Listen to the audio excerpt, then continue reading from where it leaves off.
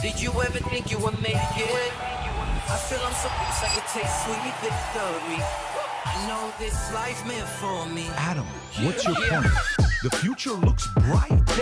My handshake is better than anything I ever signed. Right here. You are a one-of-one? My son's right about I it. don't think I've ever said this before. All right. So, guys, hope you had a fantastic Easter weekend, spending time with the family. I know we did. We did this, what do you call it, when you put the egg? Egg hunt? It was so weird. I've never seen this where we put the eggs all over the place. And, you know, normally when we do this, we would put $10 and $20. This year we said, let's put $50 and $100. I've never seen so many adults show up. Because it was like Diving in the affordability. bushes. I'm like, hey, you're at least 40 years old, bro. This is for kids. This is for kids. And it's like, no, I'm going to compete. I'm going to come in. This one guy had like 88 of them. It doesn't even, I don't even know this relative. I don't know who this That person one guy was but- me. Thank you for Yeah. the money, Pat. I appreciate Walked it. away Save with that money. $280 Save that in the Easter span of egg. 17 minutes. It was a record. Turned So- out just a neighbor said he was a cousin. Can you imagine that? But anyways, hope you guys had a good weekend. We had a wonderful weekend with the family. Nothing like it. While that was going on, I got a question for you. What were you doing this morning at 1:21 a.m.? Just think about it. How old are you, and what were you doing today at 1:21 a.m.? How old are you? Okay. Are you 38 and at 1:20 you're like, Pat, I'm sleeping? I was. Are you 27 and at 1:21 a.m. maybe you and your girl will, I don't know. What were you doing today at 1:21 a.m., right? Were you up at the club? Were you asleep getting ready for your week? Is it a 4-day weekend for you? There's a 79-year-old man at D.C. who at 1:21 a.m., what he had on his mind is endorsing a governor candidate for the state of California, Steve Hilton. Can you imagine that? And his tweet wasn't a short tweet. It's like, dude, it's late. Let me just kind of post a small little tweet. Nah, it's like, I have known and respected Steve Hilton, who's running for governor in California for many years. He's truly a fine man, one who has watched as this one great state has gone to hell. Gavin Newsom and the Democrats have done an absolute horrendous job. People are fleeing. Crime is increasing, and taxes are the highest in any state, the country, maybe the world. That's Steve correct. can turn it around before it's too late. And as the president, I will help him do so with federal help. And great Governor Steve Hilton, California can be better than ever before. Steve Hilton, he's still going. He's still going at 1:21 a.m. this morning. Now, a couple days ago, less than 48 hours, obviously, because that 48 hours is coming out, he put a threat on Iran. And on Easter, the words he used, like, you have to be about that life. You know what I'm saying, Vinny? Yeah. Like, it's thug life. Like, He's there. I sometimes wonder if he listens to Tupac when he wakes up. Can you imagine low-key if the president is a Tupac guy? And you just walk in. And he's All I need in a life for sin is me and Melania. Like, it's just, imagine like he's a hardcore DMX, like Bone Thugs and Harmony, like hardcore rap guy before he makes his decisions, right? I mean. So here's what he tweeted, and then we'll talk about this as well. He called me right after this. We had a 10-minute conversation. I'm with the kids at the, what do you call it? Safari? At the safari, and all of a sudden the president calls. We had a full-on 10-minute conversation about a bunch of different things. I'm asking myself, what does your schedule look like? Hold on, what? Yeah. What are you doing, right? Yeah. What are you up to? And Jennifer's there. Brooklyn's screaming in the background. Senna's in my lap. We're getting past giraffes, and the president's on the phone with me. What a timing. What a timing, right? Are you saying that he called you this weekend? Saturday, he and I Well, had a I saw call. you were doing giraffes, lions. That's Yeah, when he the called. lady yelled Oh, at you. my. That's exactly when he President called. Trump called you. You're trying to Yeah, say. we It's Lion While Country you're at Lion Safari. Country Safari. Yes. And the giraffe was even like, is that the Yes. president? On Easter, or the day before Easter. The day before Easter. And what was the premise? I mean, we talk about a lot of different things. We but definitely talk about you, Adam. Great conversation. great. We talked Thank you about for the shout we out, talk about President Iran. Trump. We talk about a lot of different things. We talk about, Pat, please. Let's just not. Yeah, the president called me this weekend. Because I know it's happened before. we may get into it. Yeah. No, but I mean, But he's not gonna just- We're here now. Yeah. No, I understand that. But But I just think, Well, listen, for the you sizzle, people want to know. Does he I just will tell you. straight Let up him call say you? you have to. Well, then you let have him to tell the also, people, You have to dude. Calm also down. think about it. This is a very pressured type of a weekend. Yeah. For you to come out on Easter, Tuesday will be a power plant day and bridge day, all wrapped in one, in Iran. There'll be nothing like it. Open the effing straight, you crazy bastard. Yeah. Or you'll be living in hell. Just watch. And the best part of this tweet is, praise be to Allah. Yeah, true. Can you imagine, like, this What guy? is- What is so I'm telling you, he's about that life. But you know why? He like. Can we be honest? He's so unpredictable. too. Be honest. Did you grok it and say, "Is this real?" Of I had to do it 3 times and be like, Everybody "Did did. he really post that?" Yes, Praise of be course. to Allah. It sounds like Mike. But by Tyson. the way, he posted it after he spoke with PBD. I don't know why, if there's a correlation. No, there. I just No, looked at it. no, Anyway, just so saying. let me just say this to you. Let me go through some of these stories on what we have. ICE arrests relatives of Salain, Iranian General Soleimani living in U.S. after Rubio revokes their green cards. This is the niece and the daughter, if I'm not mistaken. The niece and her daughter. Niece and her daughter, yes. So we'll talk about that. White House hits out deranged liberal conspiracy theory claiming that Trump is in a hospital. He was definitely not in the hospital. Trump unveils $1.5 trillion of defense surge, deep domestic cuts. What's on a budget chopping blocks? We talk about that. Trump's request $152 million to reopen Alcatraz. Can you imagine? Like, everything's going on. Let's reopen Alcatraz.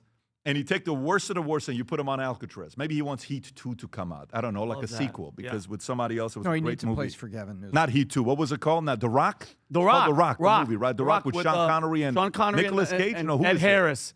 Ed Harris, Nicolas Cage. Nicolas Cage. Yeah, That's great. a Welcome very, very to good the movie. Rock. Yeah. Very, very good movie. Very, very Yeah, good. I'm Sean Connery. March job report came in. Looks very good. We talked about the Iran escalation. The rescue. Oh, my God. The rescue that Incredible. they did. Unreal. Surprise. Shocking. Confusion. Unpredictable. Credit to the military that we have in the U.S. It's just absolutely something else. For them to have the job that they have and do what they did. And then we'll talk about some of the other stuff from the past, which was a failure that caused them to get good at this. We'll talk about that as well. U.S.-Iran war tax begins to hit American business consumers. Tom's got some thoughts on that. Gas prices, oil is right now still at 110.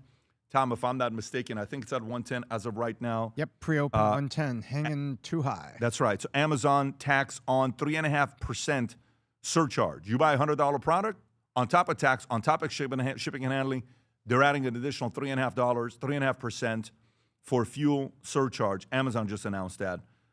Supreme Court, one of the Supreme Court justices experienced a medical incident. It was undisclosed, but apparently some people are saying he's not doing too well. I think we just checked his age this morning. He's 75, 76, if I'm not mistaken.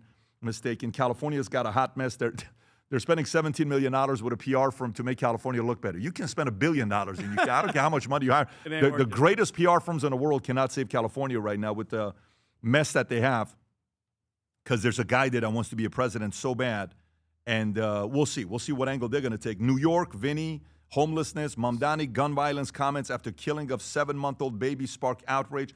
Absolute disgrace. And what else we got here? Epstein victims demand meeting with King Charles in Washington. Elon Musk asks SpaceX IPO to buy Grok as well on the subscription side. And Oracle faces backlash over H-1B visa, and a LeBron James backlash after revealing the city he would never play in and telling an NBA team to move. And that city we'll definitely talk about. I think the coach of that city said, why don't we build him a Ritz-Carlton and ask him to move here? And that coach is a championship winning coach in the past before. Trump says Kurds kept the guns that were meant for Iran protesters. What do you mean you kept the guns? They kept the guns, allegedly. And we'll address that as well. With that being said, gang, one thing, if you have heard us, we haven't talked about anything with merch, and we're not going to till next Monday, but we have an announcement next Monday for you. 100% of all the thousands of orders that were there have been completed. If you're watching this, I'm glad it got to you. 100% of them are all officially out there, but we'll have some massive announcements to make to you next week. What I do want to share with you is the following. At Valuetainment, we are aggressively growing. This thing started off with just me and Mario and a camera, to 9 employees when we were in Boca Raton, to 30 employees when we were at Dixie, to 60 employees when it was Dixie and our federal highway property, to now 164, 165 employees, and growing aggressively.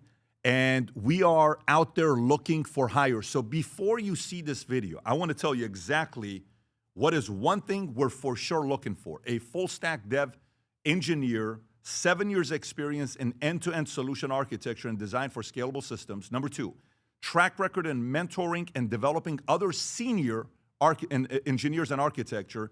10 years in experience in coding in all major languages, all of them. Comprehensive understanding of AI coding and best practices. On-site, South Florida, we are paying reload. strong business acumen. If you know somebody like that, we're hiring. Rob, if you want to play the clip, the opportunities are massive right now for the people that are inside. They're seeing what's going on here. We just put up an incredible event. We're working on a couple SaaS products that are growing exponentially that no one knows about. But Rob, go ahead and play the clip of what happens here at Valuetainment headquarters. Many times when people think about Valuetainment, all they think about is a podcast. But it's a lot more than that. It's 9 companies working together on an 11-acre campus. If I was to give you a virtual tour here, you'll see the HR department hiring, talent acquisition. We have full-stack developers that are working on Connect and Hire Metrics. We have a full-fledged events team that puts together events with thousands of people. We have a merch department designing the latest product. We just launched the FLB shoes, made in Italy. We have a marketing department. Then if you go to the complete opposite side of the building, 50, 60 people making calls, working for David Consulting, sales, setters. And then on the complete opposite side of the campus, there's a full-on production company with editors, shooters, creating content, doing podcasts. Then you can drive down a couple miles and go to our private boardroom cigar lounge with members only. Regardless of what it is, working at Valuetainment, every day is a surprise. You could be walking into work and right next to you is a governor, is a billionaire, is an athlete. We are hiring aggressively, but Valuetainment isn't for everybody. For the right person, this could be the last company you ever work for. So if you're watching this and you want to learn more, go to vt.com/careers and apply now. And again, if you know that full stack developer, the engineers, we're definitely interested and we're paying reload. But you got to be down here. Okay, share the video with somebody and share the link, vt.com/careers with others who are looking to want to work here. It's a massive job. At Valuetainment. It is. But for the right person, it can be life-changing once they find out on the inside what's really going on here. Okay, let's start off. Rob, miracle what these guys did. You got to respect the hell out of the military that we have, okay? You got to respect the hell out of what they do. We're watching the news. You see the 2 pilots, you know. There's no way we're going to get them. It's over. It's going to be a hot mess. It's going to go back to what happened back in the days when under Khomeini, when he took over after the Shah, 66 Americans were held, you know, at the embassy, and then 52 of them were held hostage, and we had to do an Operation Eagle Claw, and it was a hot mess. You know, a C-130 crashed into a helicopter. 8 people died. It was nasty. So it's like, wait a minute. Do we want, by the way, that's the last time we did an operation like this before. Last time. And obviously the military, you got to give a lot of credit because Delta Force was involved back then. Nobody knew about Delta Force in the early 80s. It was Navy, it was everybody involved. Rangers were involved. Air Force was involved for the pilot of the C-130. It's like, are we going to do this again? Not for 53, not for 66, but just for 2, and this time the CIA is going to be involved? Yes. You're kidding me. Not at all. And so while we're all watching the news, Rob, if you want to play one of the clips, I don't know which one you have, we were told, this is it, it's done, nothing can happen, and all of a sudden, these are some of the news reports that we get, and Vinny, I'm going to come to you first. Go ahead, Rob. So we've just gotten a Truth Social from President Trump on all of this. It's a long one, so bear with me here. The president wrote, "We got him, my fellow Americans. Over the past several hours, the United States military pulled off one of the most daring search and rescue operations in U.S. history for one of our incredible crew member officers, who also happens to be a highly respected colonel and who I am thrilled to let you know is now safe and sound. This brave warrior was behind enemy lines in the treacherous mountains of Iran, being hunted down by our enemies, who were getting closer and closer by the hour, but was never truly alone because his commander-in-chief, Secretary of War, Chairman of the Joint Chiefs of Staff, and fellow warfighters were monitoring his location 24 hours a day and diligently planning his rescue. At my direction, the U.S. military sent dozens of aircraft armed with the most lethal weapons in the world to retrieve him. He sustained injuries, but he will be just fine. The miraculous search and rescue operation comes in addition to a successful rescue of another brave pilot yesterday, which we did not confirm, because we did not want to jeopardize our second rescue operation. This is the first time in military memory that 2 U.S. pilots have been rescued separately deep in enemy territory. We will never leave an American warfighter behind. The fact that we were able to pull off both these operations without a single American killed or even wounded just proves once again that we have achieved overwhelming air dominance and superiority over the Iranian skies. This is a moment that all Americans, Republican, Democrat, and everyone else should be proud of and united around. We have the best, most professional and lethal military in the history of the world. God bless America. God bless our troops. Right there. Okay, Vinny. Well, first, I just, because the Democrats, I remember when it first happened. What day did it get shot down? Was it Friday? I think it's Friday. I think it was Friday, right, Rob? I'm pretty sure. But do you remember the left was losing their mind? And people, you have to understand, I get it. It's in a war, and we all have our opinions, left, right, whatever, down the middle. I don't care. None of them, because people are like, oh, we lost a plane. It's 25 million, 30 million, whatever the price is time. Did you hear one peep when Obama was sending $1.7 billion in planes that they had to gut out the seats just to send Iran this money? Or when Joe Biden removed all the disastrous withdrawal in Afghanistan and 13 of our service members died, and how much money did they leave behind on did you remember that video that we saw of all the weapons, all the machinery? $83 billion is a number. I don't know what Something the number was. insane. It was a massive number. It was big. Yeah. They left basically 2 full battalions of full equipment. Yeah, and then apparently when we were fighting them, they were finding on the dead bodies, it was United States military weaponry that the Afghanis were holding, and some Iraqis as well. But anyway, from the mission standpoint and being in the Air Force, this was an Air Force colonel. So the first guy landed, in a safe spot. The other guy was alone, like he said, for 2 days. I don't think people understand. 2 days, you don't have food, you don't have water, you just have your uniform, and you have apparently the helmet and everything is tracking. They know exactly where you are, Tom. They know everything. He had a sidearm. IRGC is coming after you. The militias, local bounty hunter, just citizens are trying to come out there because they know how much the IRGC, I'm talking about the people that are loyal to the IRGC. And then, Pat, he's hiding in a mountain ridge, 7,000 feet up. He finally gets to hide. The CIA runs a fake operation. They're giving Iran bad intel. So Iran's going somewhere the opposite way. And then all of a sudden, SEAL Team 6 shows up with a JSOC, which is a Joint Special Operations Command package. That's drones, gunships, fast movers starting to line up. Pat, they start bombing the convoy that's going the wrong way. They grab him at night, mission, that's how we roll, stabilize him, and they get him out. And I get it. It's a war, but you have to understand this is what America is about. Everybody was like, they're going to leave him. He's going to be a prisoner of war. He's going to get tortured. America does not leave anybody behind, and I think that's a message for everybody else watching. You hit one of our freaking guys. You hit one of our birds. We don't care what the outcome. We're going to go in there. We're going to grab him. We're going to take his butt out of there, period. Tom. I think that this is a testimony of how we value life versus how the rest of the world values life.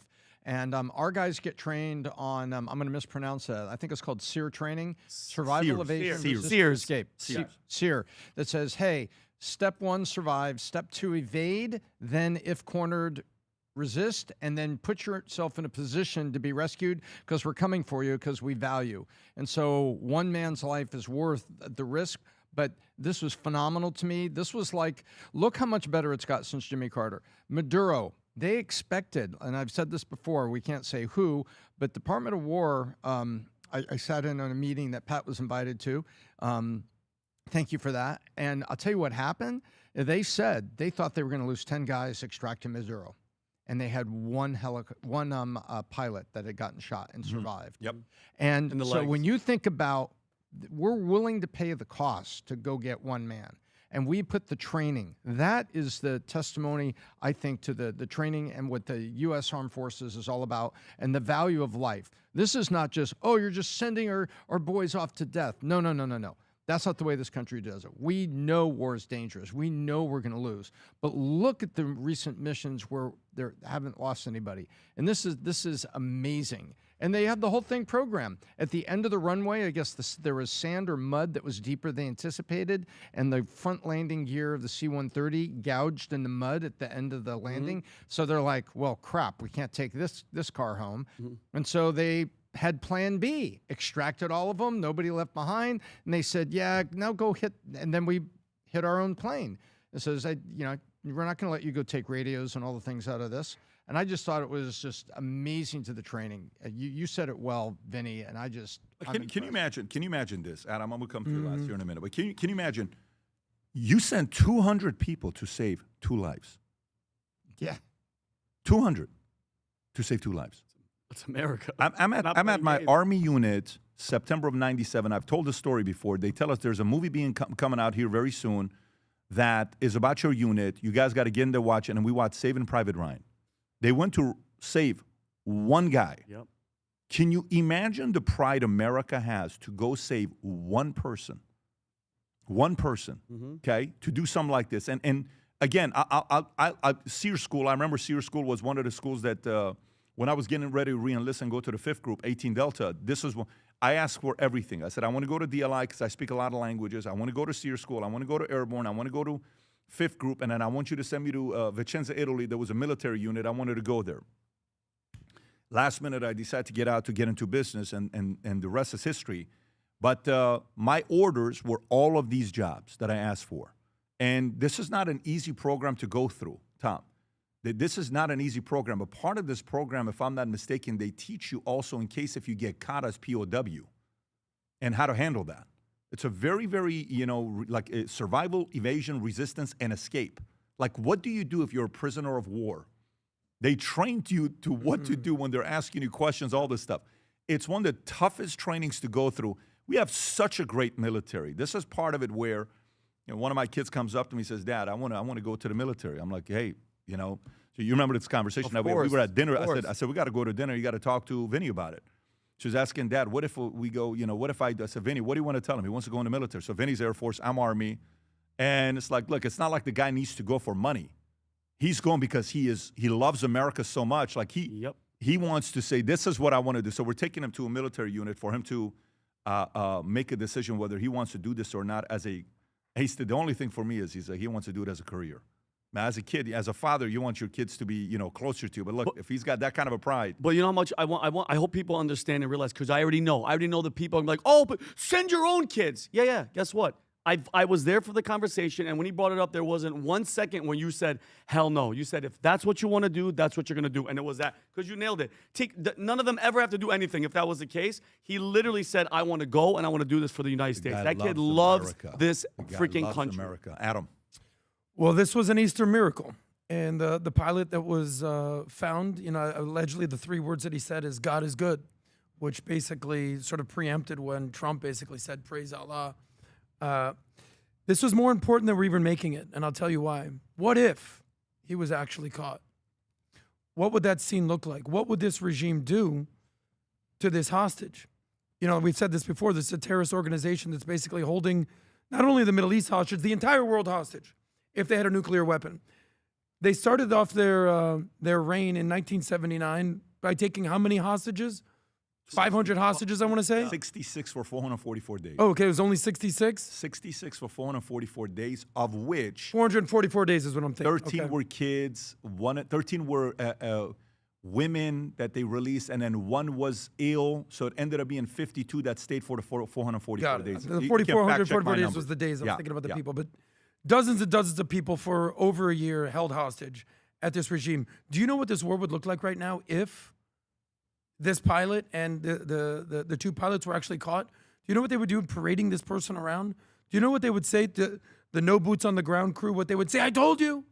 So thank God, thank Allah that these people were found. They said it was the first time in 20 years we've had a rescue mission. No, at this Mission level, like this at this level? No, it's 1980, 46 years ago. Okay, even that long. Yeah. Unbelievable. Basically the same amount of time as these guys came into power. 40, and by the way, by the same country, by the same regime, Brilliant. by the same people. Got it. So 1980 was Khomeini.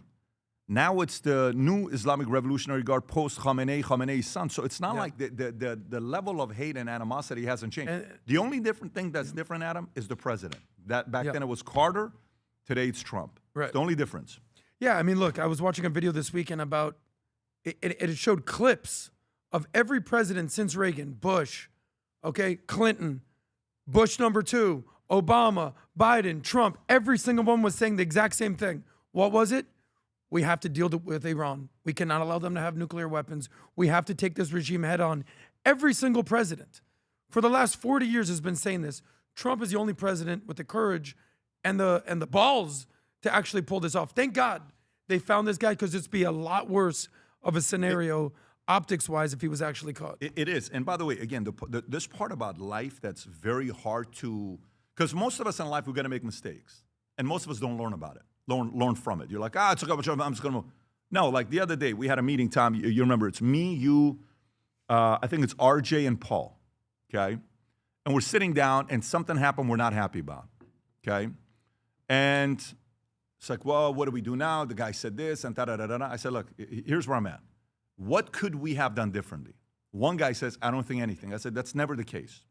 What could we have done differently? And we came up with two things, if you remember that. And right? one we already knew about, we felt we missed. That's right, we missed. And we're like, okay, that's our mistake. I don't care what the guy did. What can we do? Think about this, Vinny. 1980, you have 66 hostages. 52 you're trying to get out. Carter's the president. Mm-hmm. They come up with this project called Operation Eagle Claw. Rob, if you want to pull it up. Okay? Yep. So they combine Delta, SEAL, Ranger, Air Force. Let's go get these 52 hostages that are in Iran, held by Islamic Revolutionary Guard, Khomeini at the time. Let's go get them. They go out on the way there. I think it's 8 helicopters, 1 C-130. Of the 8 helicopters, one of them has hydraulic issues. He comes back. The other one, the pilot's getting, he's getting confused. He's kind of not feeling well, so he comes back. So now we're left with 6 helicopters, right? Of the 6 helicopters that we're left with, one of the helicopters starting to have major hydraulic issues, heating up like it's almost on fire. It's not, but it's super hot. He decides to get up and flies right, because it's so dusty, it's desert. They're not used to this. I'm like, oh my God, how are we going to handle this? He flies right into the C-130. Oh, damn. 5 people get killed. I think 3 on the helicopter, 5 on the C-130, or the other way around, but it's 8 total that get killed.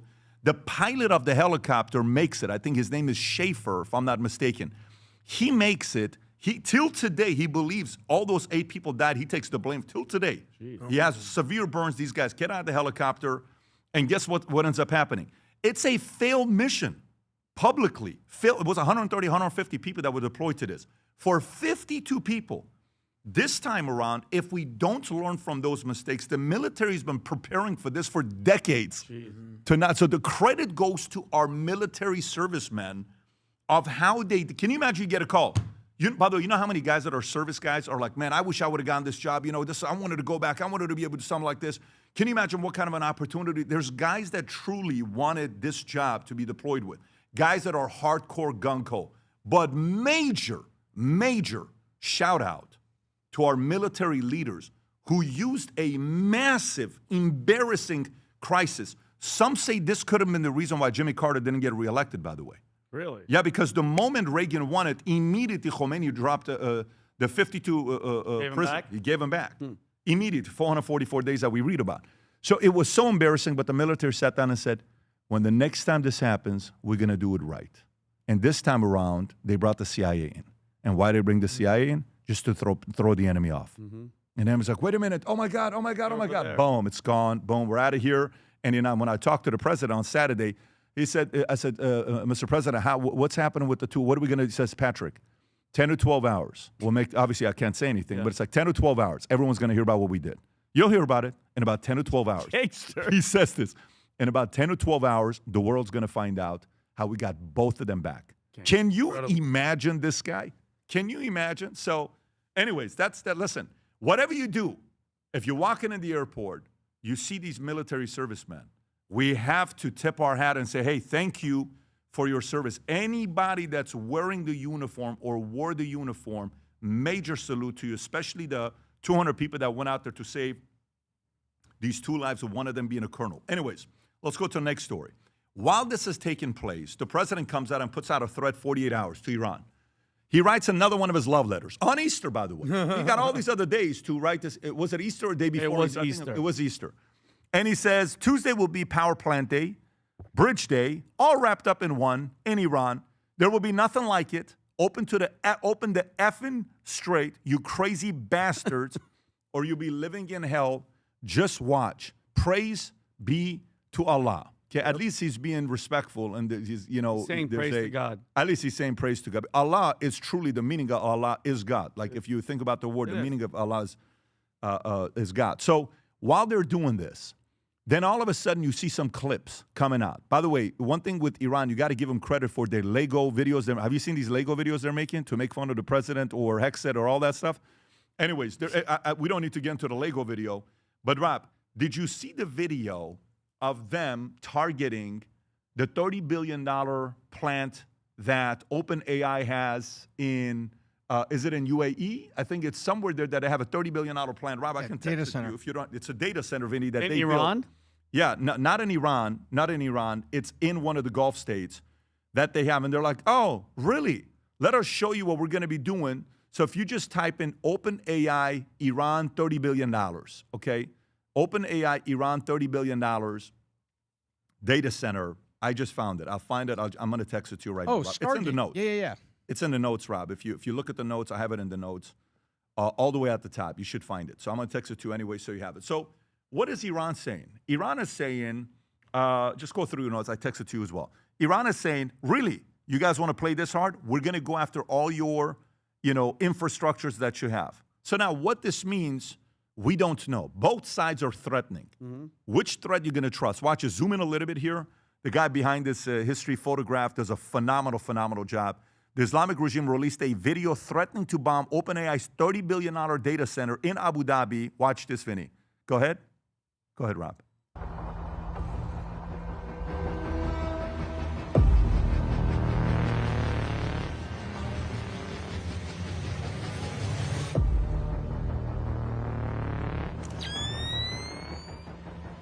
They're playing the games as well. Of course, it's a war.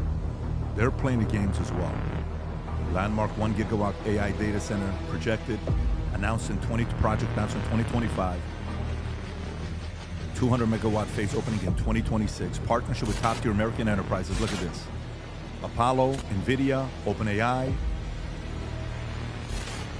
Microsoft, Goldman Sachs. That wasn't David That wasn't Solomon. David Solomon. They screwed up David Solomon. So, hey, the AI guy that you guys have, he sucks, actually. He's not that good. Your editor. It was a tall, bald white guy. Yeah, that's not David Solomon. So, Tom, you see this message from the president on Easter. Then you see Iran not holding back. They're like, and then you see the report comes and saying Iran is willing to have the conversation about the nukes, that, hey, we're willing to not do anything with it. I think, what is the number? 440 at 60% enrichment. Is it 440? What is the number? Yeah, it's Rob? like Can you 400 pull it? kilogram at. I think it's 440 kilogram at 60% enrichment is that could 460 kilograms of 60% enriched uranium, enough to develop 11 nuclear bombs, is what they said they have. Yeah, that's 1,000 pounds because a kilogram is 2.2. 2.2. So, Vinny, they said this is what we have. They're admitting it. 460 at 60% that can develop 11 nuclear bombs is what they're saying. So now there's rumors of maybe they want to negotiate, maybe they don't want to negotiate. What do you think is really going on here? Vinny, I'm going to come to you right after Tom. Well, first of all, I separate the statements they make from the true intent of the regime. The true intent of the regime has shown time and time again, and Vinny, we've been watching this together, that they're full of crap. And they have, they don't negotiate as a standard actor. A standard actor usually wants to protect something. These people are like North Korea. They don't care what happens to their people. With whatever's left, they will rule and they will do it their way. And so they lose people. They don't care. They killed 3,000 of their own people and just hand-waved over it. But there does appear to be a crack in the door, what they're talking about here on this. Because remember, if they tell us, here, you take the 1,000 pounds and then we're going to consent to this monitoring and stuff, that would surprise me, because their ultimate goal, Pat, this current regime, the ultimate goal is just pure death. That's all they want. And they are trying to attack their neighbors to get the neighbors to convince Trump to stop. And so this is consistent. This video is consistent with their threats and activity, Pat, that we've been seeing for the past 2 weeks. Attack the friends and get the friends to be whispering to Trump, please make this guy stop. Just stop on your side. Make this guy stop. And then that's their strategy. So I see it as sort of unchanged in their strategy, but I see a little bit of light. I see a crack in the door. Vinny. And by the way, because at the end of the day, as much as you love it or you hate it, wherever you stand on this thing, we are at war, full stop, okay? Propaganda is going to be played on either side. I mean, they're putting out those videos. Rob, can you play the video that I just sent you? I sent Rob a video right now of their. Apparently, they sent out. Who's the new guy, Pat? The new Khomeini. Khomeini part 3. The grandson. They put this video out, and apparently it's him, Rob, walking into like a nuclear facility. Did you guys see this one? Of course. Rob, yeah, go ahead, Robbie. He's not wearing glow sticks. Normally, because he parties like that, he should have glow sticks.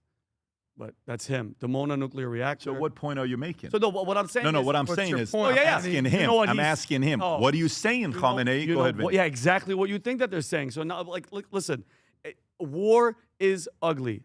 We understand. What drives me crazy is that we're at a point right now where I feel like people are literally, Americans, literally are hoping that we lose. I've seen it. I've heard it. And it's like, love it or hate it. Again, and by the way, there's never going to be a war that we ever fight, that every single American is like, yay, go. I remember when I was in after 9/11 and George Bush and all the lies that we had about that. Yeah, everybody, bro, the majority of us were like, yay, let's go. And then we found out that it was a lie and things shift. But in this situation, Pat, with these guys, with what they're doing, like, there's no internet. You can't even hear what the people are saying, but their leaders are basically saying, hey, listen, we will freaking nuke everybody. We will kill everybody.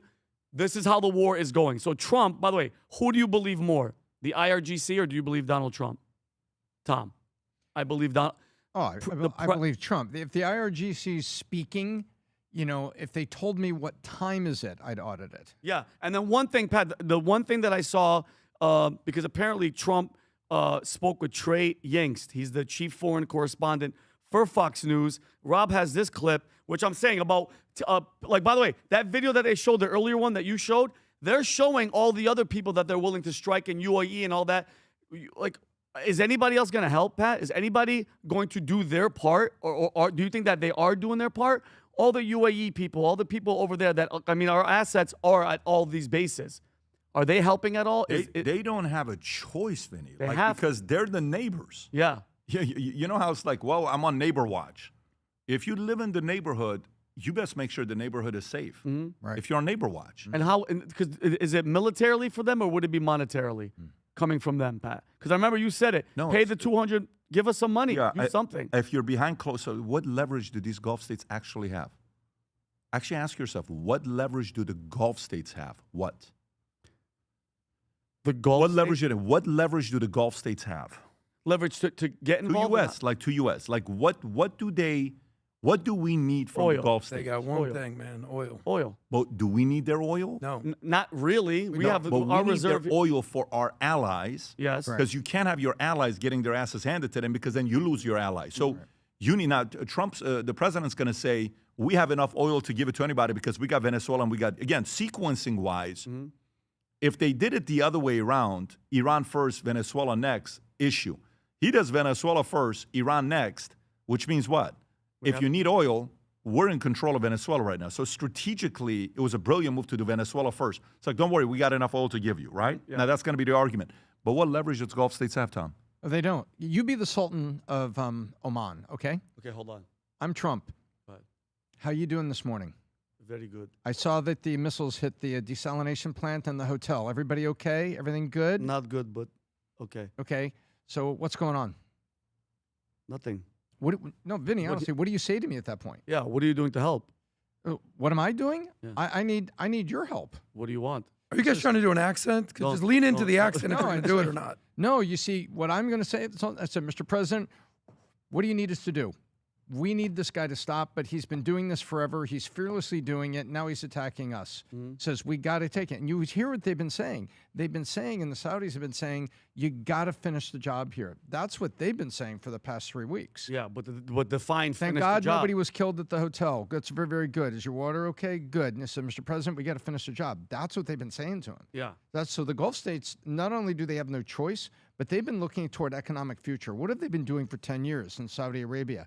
Building. They built an amusement park. They've attracted 3 F1 races. They have Live Golf. They have all these things. They had the World Cup over there. You see, they're desperately trying to connect more to the West.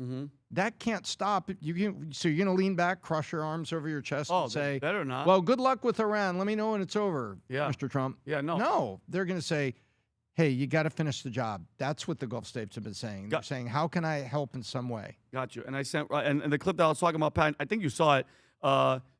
Trey Yingst is the chief foreign correspondent for Fox News. He said the president sent guns to the Iranian protesters earlier this year, and I'm assuming it was when the protests started.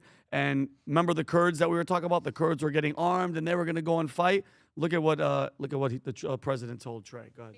Now, the president also provided new details on what happened earlier this year as the Iranian regime took to the streets and slaughtered what the president tells me is 45,000 civilians in their own country. After that took place, President Trump told me the United States sent guns to the Iranian protesters. He tells me we sent them a lot of guns. We sent them through the Kurds, and the president says he thinks the Kurds kept them. He went on to say we sent guns to the protesters, a lot of them. And so a number of headlines here from my conversation with President Trump.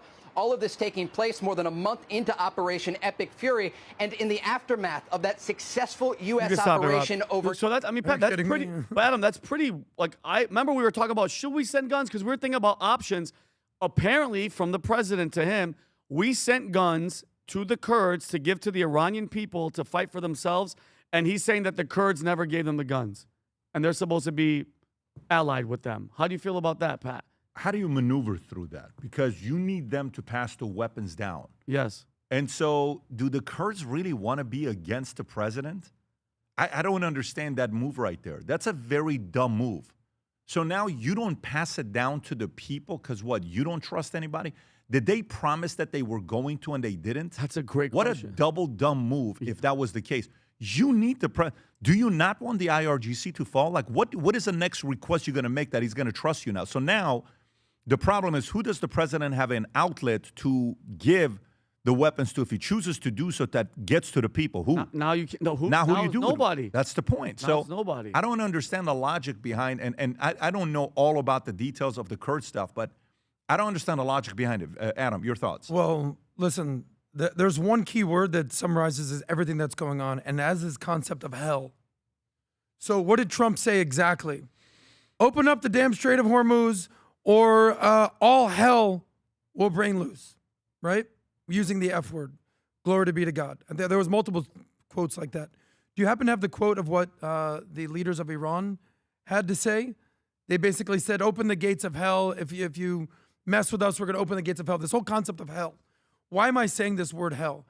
Because we think that this is a military war or a strategic war to end their nuclear ambitions. We think this is possibly an economic war. Now they're talking about, obviously we know sanctions and banking and taking out their oil, Strait of Hormuz. But at the end of the day, here's what's really going on. Whether you believe it or not, whether you want to say it or not, this is a religious war. This is at its core a deeply, deeply ideological war. This is a clash of civilizations. So if you don't think that this is history repeating itself, go look up the Crusades. And of course, Israel and Jerusalem are caught in the middle of this because this all started this go-round on October 7th. So here's what I know about the Islamic Republic of Iran. They are willing to die for this cause, and this is why I respect the enemy. They will die. They will go to their death. They will become martyrs. They will practice jihad. They will go to see Allah for this, and I respect that. At the end of the day, we just talked about how we are going to save our boys' lives. The pilot that went down. There's a famous phrase in the Israeli and Palestinian conflict, and it's this. They said, there will be peace when you value life more than you value death. And this is who these people are. That's why you constantly hear they're a death cult. My final point is this, and I'll keep harping on this. This is the #1 most theocratic regime in the world. What does that mean?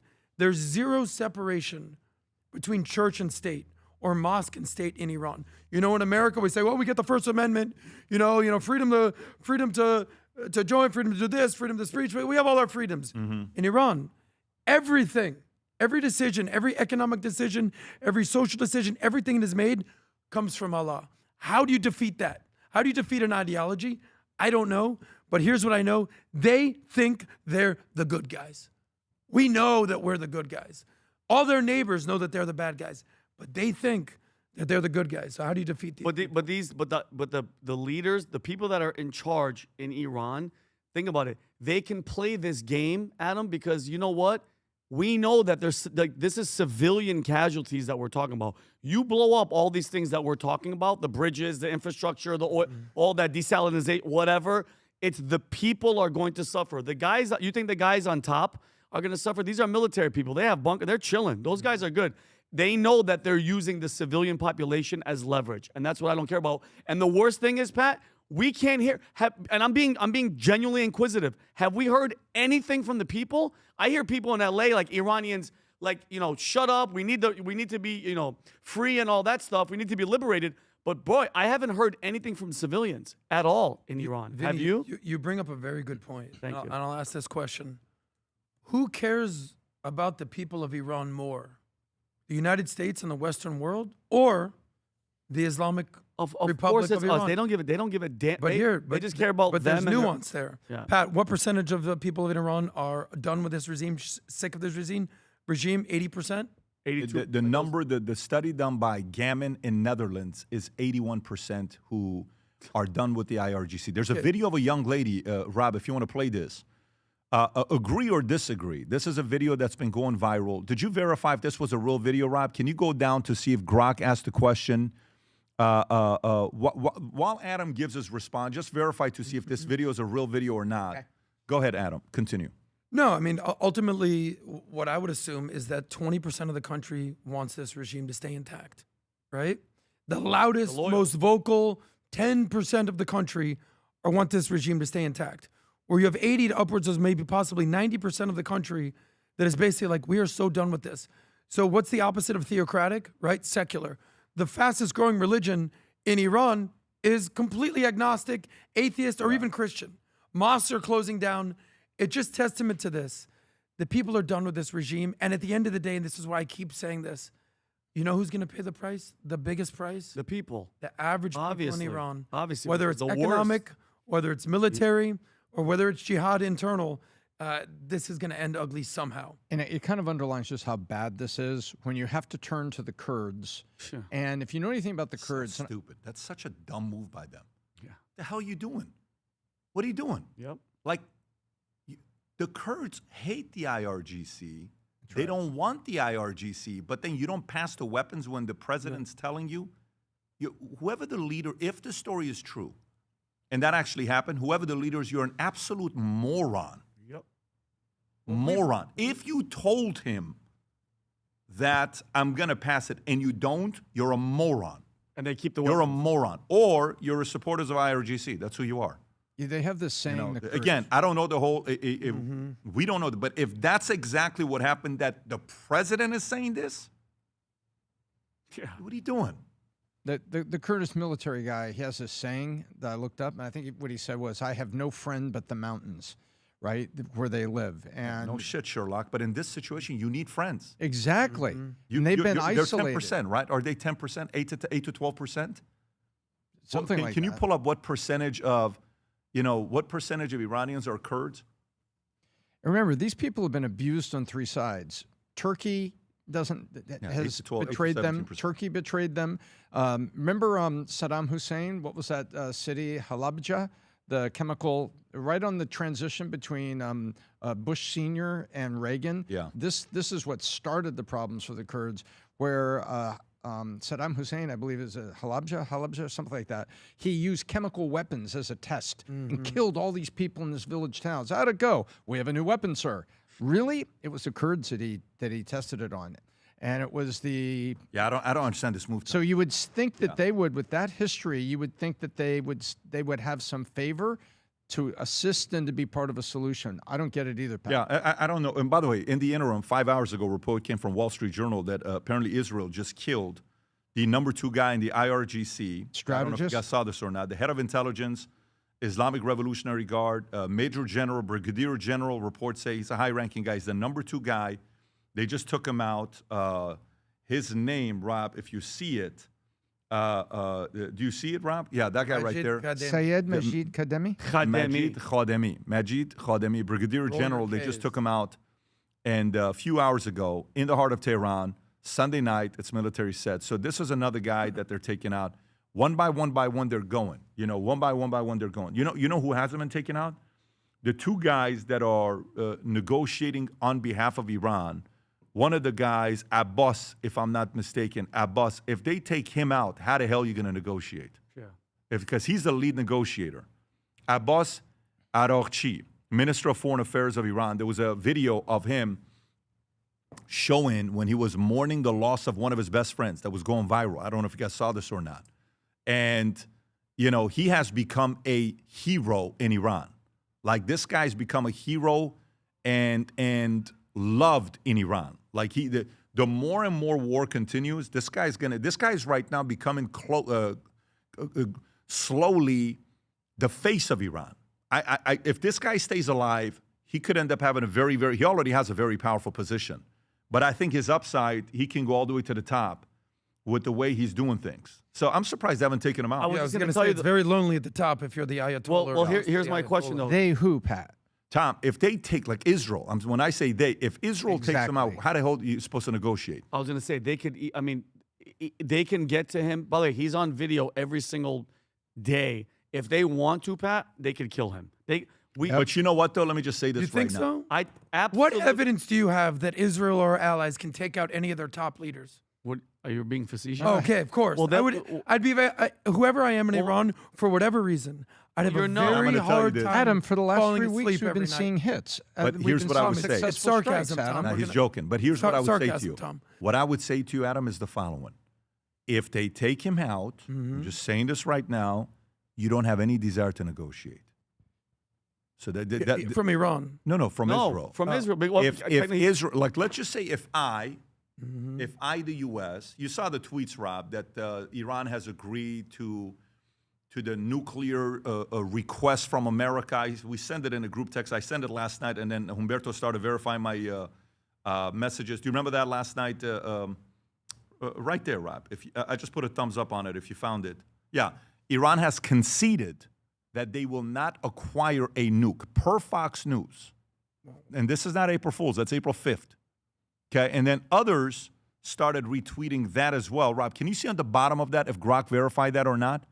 Just go to the bottom and see if there's any kind of a verification on that, on what's going on. So here's what you do that while you're doing it, I'll give my thoughts.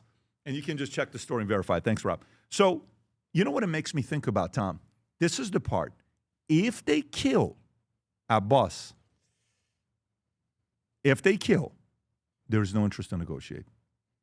That's simple.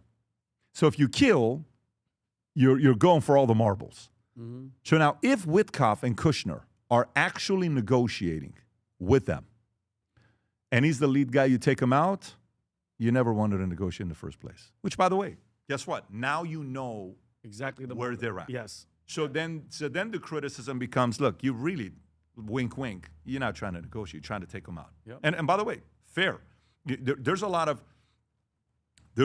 Iranians in Iran that are like, stop saying for them to stop and end the war. We want this. The Iranian people say, we want this. We want you to come and even if our lives are on the line, we want you to come and take this out, et cetera, et cetera. I think there was somebody that tweeted something saying, take out the power plants. And everyone's like, what are you talking about, take out the power plants? You know, who was it that said take out the power plants, Iran's power plants? I think Trump tweeted that they were gonna give him a warning and then bomb the bridges, the power plants, and which was earlier. It was earlier. Yeah. So again, I'm sorry, Laura Loomer. That's right. That's Laura who Loomer said. Yeah, that's who it was. Yeah, Rob. That's who it was. And so, you know, Laura's been getting, you know, she's saying a lot of stuff. And she's going to take out their grid. I mean, look, the Qassem Soleimani niece and the daughter and whatever that is, that's a part of her reporting that came out. And all of a sudden, it went all the way to the top. And Rubio's like, hey, you guys got to get out. Yep. So you want to go to that story, Rob? Yeah. You want to go to the story of and Vinny, I'm going to come to you. So, Vinny, what happened here? Qassem Soleimani's niece and daughter, apparently, who Qassem Soleimani is the one that the president killed on his first term. And now the niece and the daughter are in the U.S. hanging out, and all of a sudden we get a report that Rubio is going after them. What happened with that story? So, yeah, his niece and her daughter are in Los Angeles, and their green cards were revoked because she originally came in the country in 2015. She got asylum in 2019 and then permanent residency in 2021. Then they found out that she had gone back to Iran 4 different times after claiming she couldn't safely return there, it was a lie. And then on top of that, she says that they're saying, and they have proof, that there was online praising while she's here of the Iranian regime and celebrating the attacks on Americans while living comfortably here. So, and there was one other report, Pat, I told Tom about it. There's a physician daughter of Iranian official that was booted from the UNS. Her and her husband, Dr. Fatemeh Ardeshir Lahdejani, whose father is Ali Lahdejani, served as the secretary of Iran's Supreme National Security Council before being killed in the U.S. airstrike. So they've been kicked out. But here's my thing, Tom. Why are we letting, and Pat, I want to ask you too, the niece of a guy we literally had to kill stay in America in the first place? We're talking about Qasem Soleimani. He was the head of Iraq's Quds Force, I believe, and then one of the most anti-American terror figures in the world. He had, blamed the death of hundreds of American troops in Iraq through proxies and roadside bombs and attacks carried out by the forces funded. So why would you leave? I'm so confused, Tom. Why would you leave them here after all these years? And he hates us. Do you think they have a positive side? Yeah, they're in Los Angeles. They're probably shopping on Rodeo Drive. Why would you keep them there? I think that's bigger than one immigration lie. That shows the system is broken. If the guy who has blood, American blood on his hands, their family got asylum and then a green card and living a life, and they're cheering against us when Americans are dying. I'm so confused. I don't get it either. I don't understand why she would still be here. And when Soleimani finds out we're messing with his niece, he's gonna be pissed. He's dead. But oh, that's right. Yeah, he's gone. All right. Yeah. Gosh. Actually, good. That was funny. That was good. No, I look at it Today, like this. don't drive by yourself. I look at it like this. By the way, do you know who some of the greatest informants for the CIA have been? Who? Says relatives of dictators who don't want to die. Relatives that were part of families. Marcos, when Marcos lost his marbles and then he left the Philippines, and then, Imelda Marcos was crazy, had buried men alive in concrete while trying to build a concert hall which was to herself. It was just terrible, terrible, terrible. There were people when it was all overthrown, Pat, they were over there like, hey man, I may be his nephew, but I'm not about this. Mm-hmm. And they provided assistance. So did they provide assistance and then they stopped providing assistance? That's Manuel Noriega. When Manuel Noriega was working with the US CIA and then stopped providing assistance, what do? We went down and invited him to come spend the rest of his life in a Florida prison. And we did. So you never know what's going on. What are you saying, though? Are you saying that what I'm these saying guys is you never, may be giving us intel? Yeah, you never know what's going on. Were they helping and now they're not helping? They've said some very bad things about America. So that's the thing. So to me... That's what I'm saying. Is that the flip, or were they always like that? If they're always like that, then why the hell are they here? To your point, Vinny? Yeah. Oh, and was somebody providing some information? I don't know. You know what this reminds me of? After 9/11, Pat, when I was in the United States Air Force, every flight was grounded, period. Nobody is flying. But a couple days after, the United States let 13 to 26 of Osama bin Laden's extended family to get on a plane and fly back to Europe. I think they flew out of Logan International Airport. Wait a minute. The #1 terrorist guy that we were told was a terrorist, his family is just chilling on the East Coast? Like, it doesn't make sense. And then you fly them, no questioning, no nothing. You make them leave. I don't like that at all, Pat. Like, they know that these people are here. They know. What are we doing? Get them the hell out of here. Your father, your uncle, your whatever has killed Americans. I'm sorry. The hell with all this immigration, ICE, whatever. Get them the hell out of here. You can't be here. Who knows who they're communicating with? Who are you talking to? Are you passing information? Are you talking to other people? I don't. So this is the problem. I just found it. Go ahead. So the problem with this is, Rob, what I'm about to send to you, because what I saw as I was looking into this is a lot of people are saying, why would you arrest? Why would you arrest? Why would you arrest? And that's a good question. Why would you arrest? Like, don't we have freedom of speech? Don't we have that? But in reality, Rob, if you want to pull up this ABC report that came out, they were praising Iran's leadership in Nice. Praising them And they online. supported the IRGC and celebrated attacks on Americans. Bingo. She referred to the U.S. as the great Satan. Then why are you here? Yeah. See, so to me, I don't think this is CIA intel. I think these are two relatives deceased, blah, blah, blah, blah. The two are amongst a number of Americans to have had their legal status in the U.S. revoked for allegedly supporting the terrorist regime in Iran. Secretary Marco Rubio talked about the niece. The State Department says Soleimani's niece and grandniece were living in a lavish lifestyle in L.A. At least one of them promoted propaganda from the Iranian regime and celebrated attacks on Americans. Until recently, Hamideh Soleimani Afshar and her daughter were green card holders living lavishly in the U.S. Afshar is the niece of deceased Iranian Major General Soleimani. She is the outspoken supporter of the Iran regime, celebrated attacks on Americans. So the great Satan. And is this go a little bit lower on Rubio? Is there anything else that they have this week? No, Rob, stay on that story, please, if you could. Go a little bit lower. This week, I terminated both Afshar and her daughter. Okay, so that's the tweet. I got it. Maybe if you want to go back to the tweet that you had. Let me see if he says anything else here. This week, I terminated or something like that. They are now in ICE custody pending removal from the U.S. The Trump administration will not allow our country to become a home for foreign nationals who support anti-American terrorist regimes. Bingo. I mean, dude, if that's what you're going to be doing, you got a lot of other people to go get. That's just two of them. Exactly. Adam. Yeah, I mean, look, everything you said, I completely echo. The reality is this. The enemy's inside the gates. Oh, they're here. Straight up. So you talked about the Trojan horse. Pat, you talked about, and I'll reference this, the video you did a couple months ago about which immigrants contribute the most to America. So, look, they're talking about removing and revoking their green card. This is the niece and family members of the slain General Soleimani, the sworn enemy of the United States.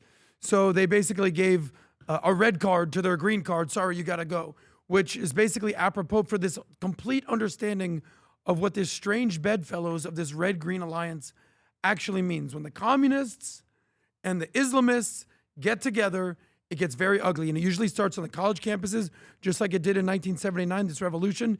And look at the college campuses now over the past couple of years. They've been taken over by these pro-Palestine marches. Most kids could not tell you the history of Palestine, much less the history of the IRGC in Iran.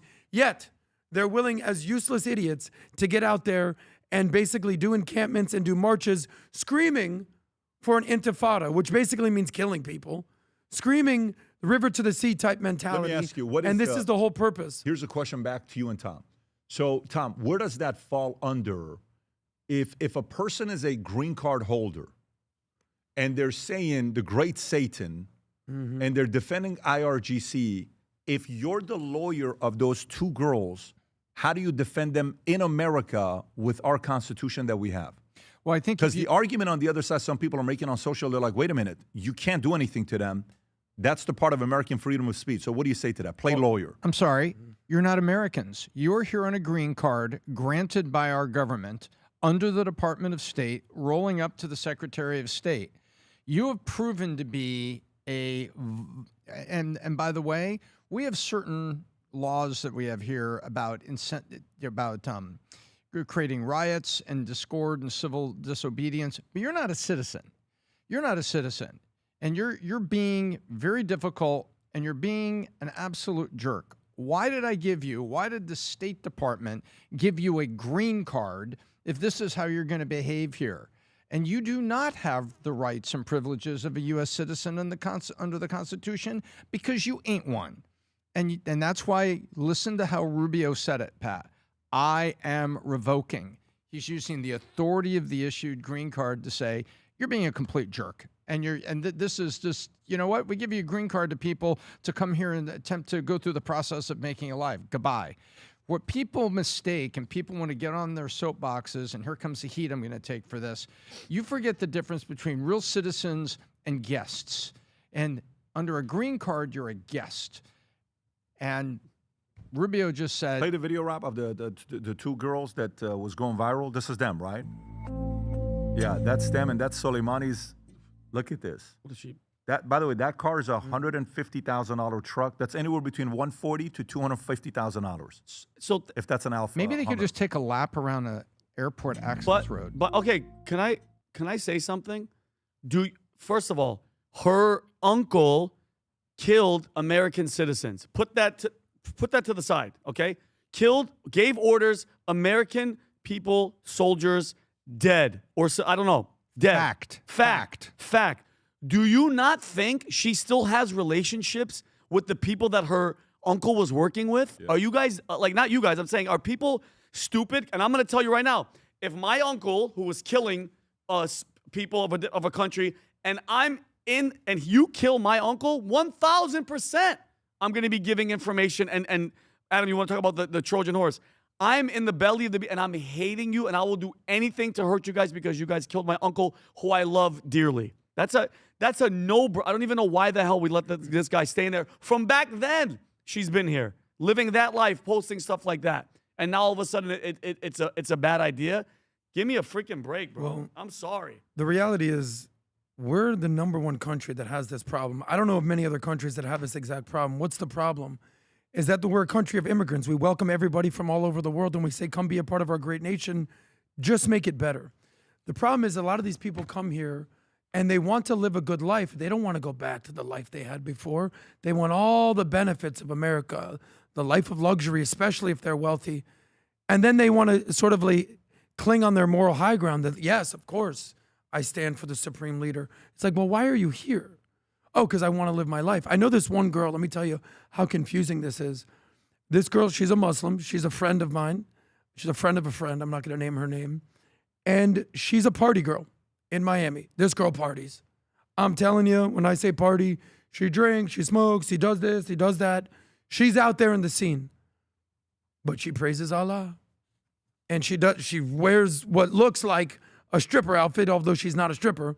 Yet she will basically give the moral high ground and sort of cite the Quran as if it's like the moral aptitude test of why she's right and morally superior to all of us. And she basically praises the IRGC and says that she loves the Ayatollah.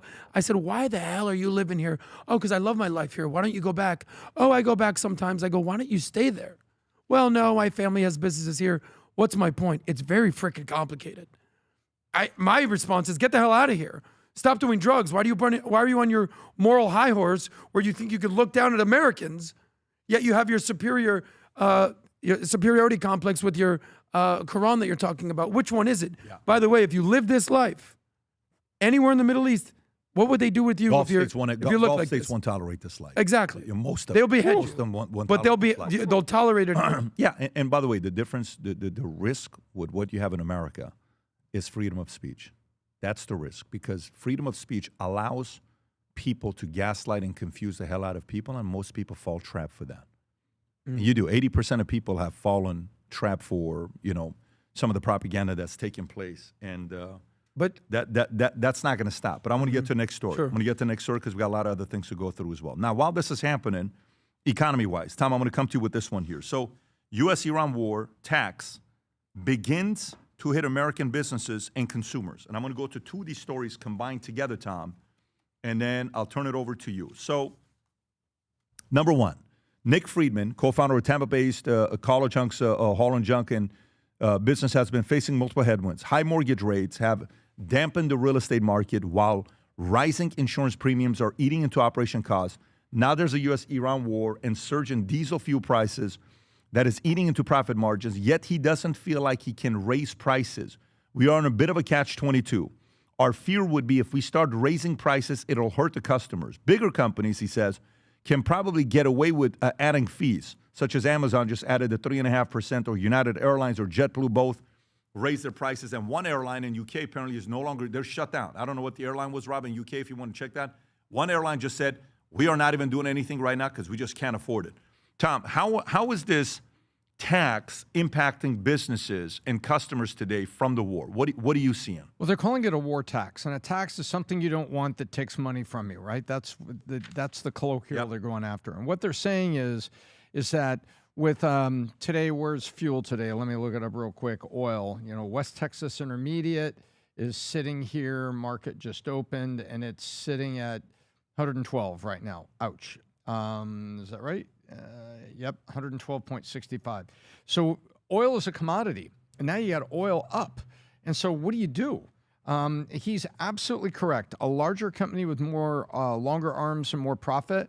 Vinny, think about it. It's like if you operated a company and you're bigger than me, and you have a little bit more profit than me, you might be able to wait it out a little longer before you ultimately raise prices. And what this guy is saying is like, hey, we're coming to the point where we can't do it anymore. We got to raise prices a little bit. Unfortunately, larger national companies are going to have it.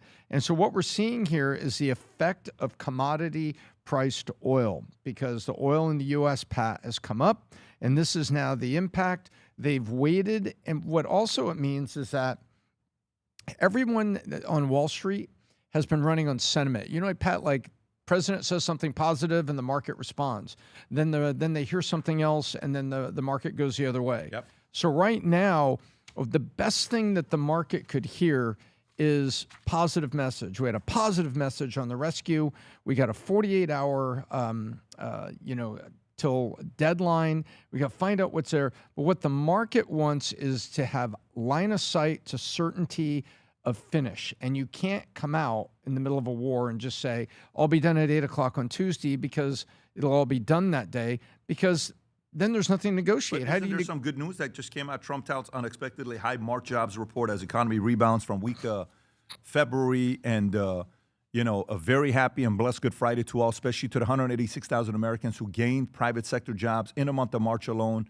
My economic policies have created an enormously powerful engine of economic growth, and nothing can slow it down. Trump added that factory construction jobs are soaring as a result of a rapid onshoring and surging investments that tariffs have generated. All the while, the trade deficits have shrunk by 52% in a year. U.S. added 178,000 jobs in March, which included 8,000 government jobs, according to the Bureau of Labor Statistics. This figure is about 3 times what most economists forecasted. 3 times, Tom. This gain comes after country lost 133,000 jobs in February. Unemployment also dipped from 4.4 to 4.3%. The average person who is not following the economy the way experts are would say, how is this even possible with the war going on, with prices going up? But we added this many new jobs. Why is that, Tom? Well, because what's going on in the background that the president put in place has been continuing. So I was on record for January, February, and Vinny, you remember this. I said, hey, after Christmas, you get a lot of seasonal workers get laid off, or that's the end of their contract, and so they're off. So, and I expected to be flat jobs, but then February came in even worse. Now, this is coming up, and you got to be careful because the Department of Labor tends to come back and adjust these.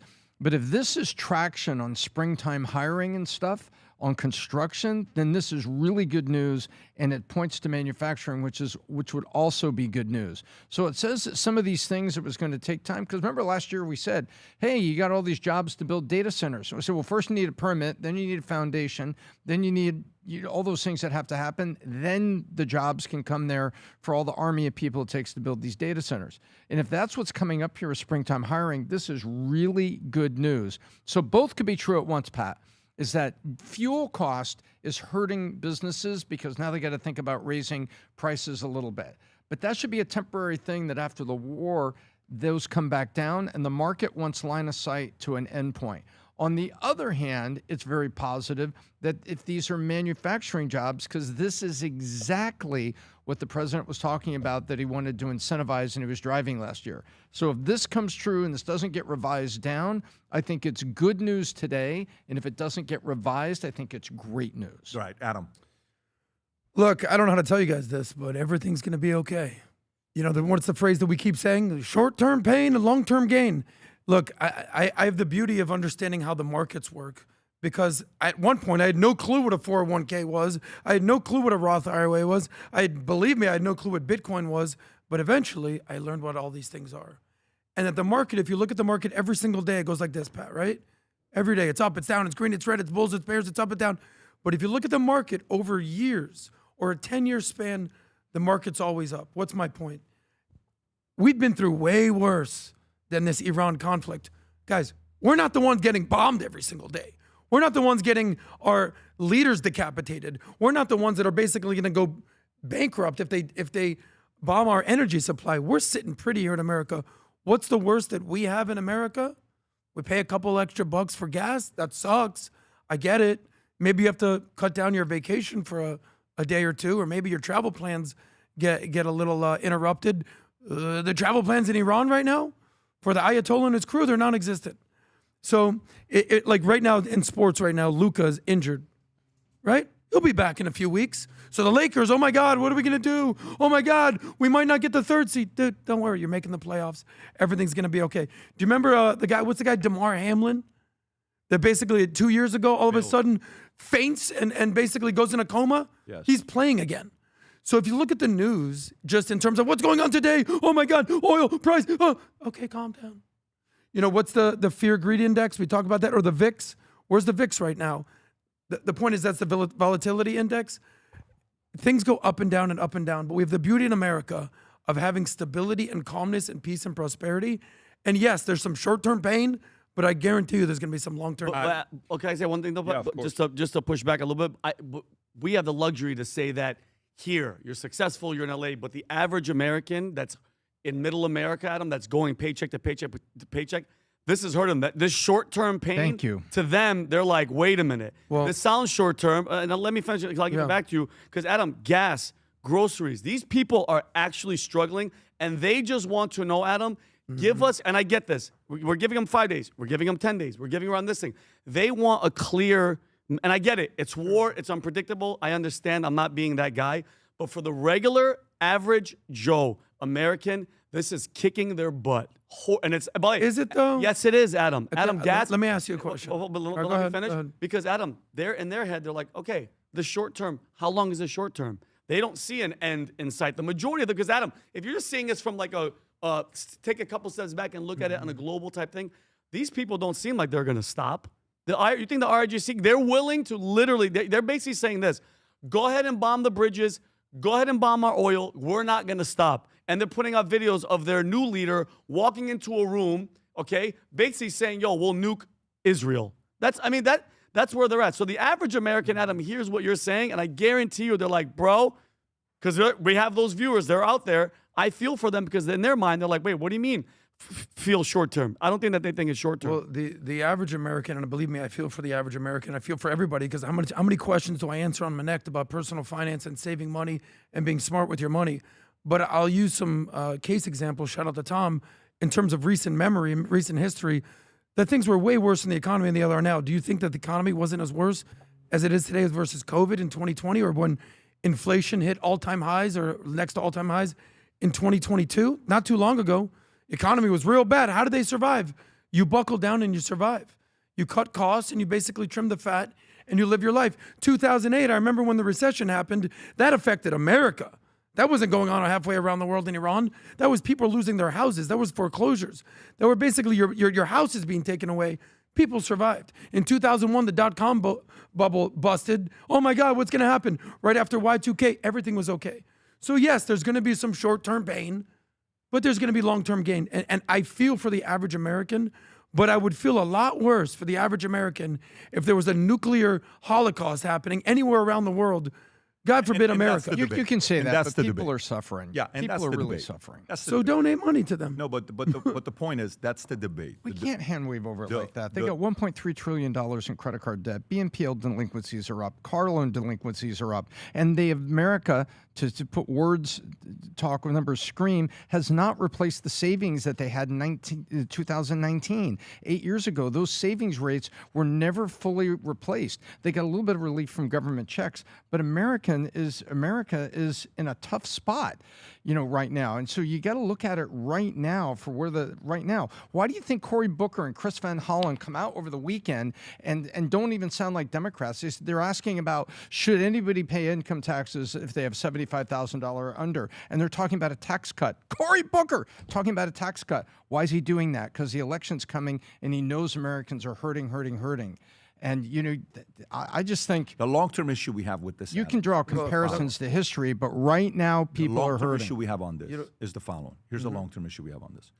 I think affordability is not a political topic. Set it aside. I agree. I think affordability is a real issue. And the fastest way to look at it, last time we're at the house and we're having a conversation about, this fatherhood book that we're talking about. And I played 3 clips for everybody. And it was one of the clips I played is the Logic clip, which I played here.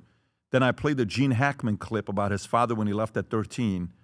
And in the interview, he says, it's only been 65 years. And and then the Dana White clip, when Dana White says, yeah, my parents died, but I don't have any sorrow, anything, because they were not good parents. I don't know if you've seen this clip. It's a very, very heavy clip. And it's like, well, why are we where we are today? We made some very bad decisions back in the days with Lyndon Johnson when we changed the entitlement programs and we started giving single mothers free money for nothing. And we went from single mother households being from 4% in America in 1964 to now being at 41%. We made some mistakes when in 1970 or so, only 35% of women worked in the workforce. Right now it's 70%. Not because they want to, because they don't have a choice. You need dual income.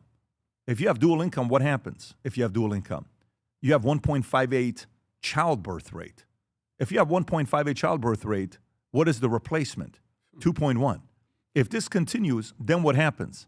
Then we become like some of these other countries that, you have a bigger, older population and a smaller, younger population. And you see India's average age is 28, and we're at 36, 37, 38. I don't know what our age is today. It's getting older because we're not having babies.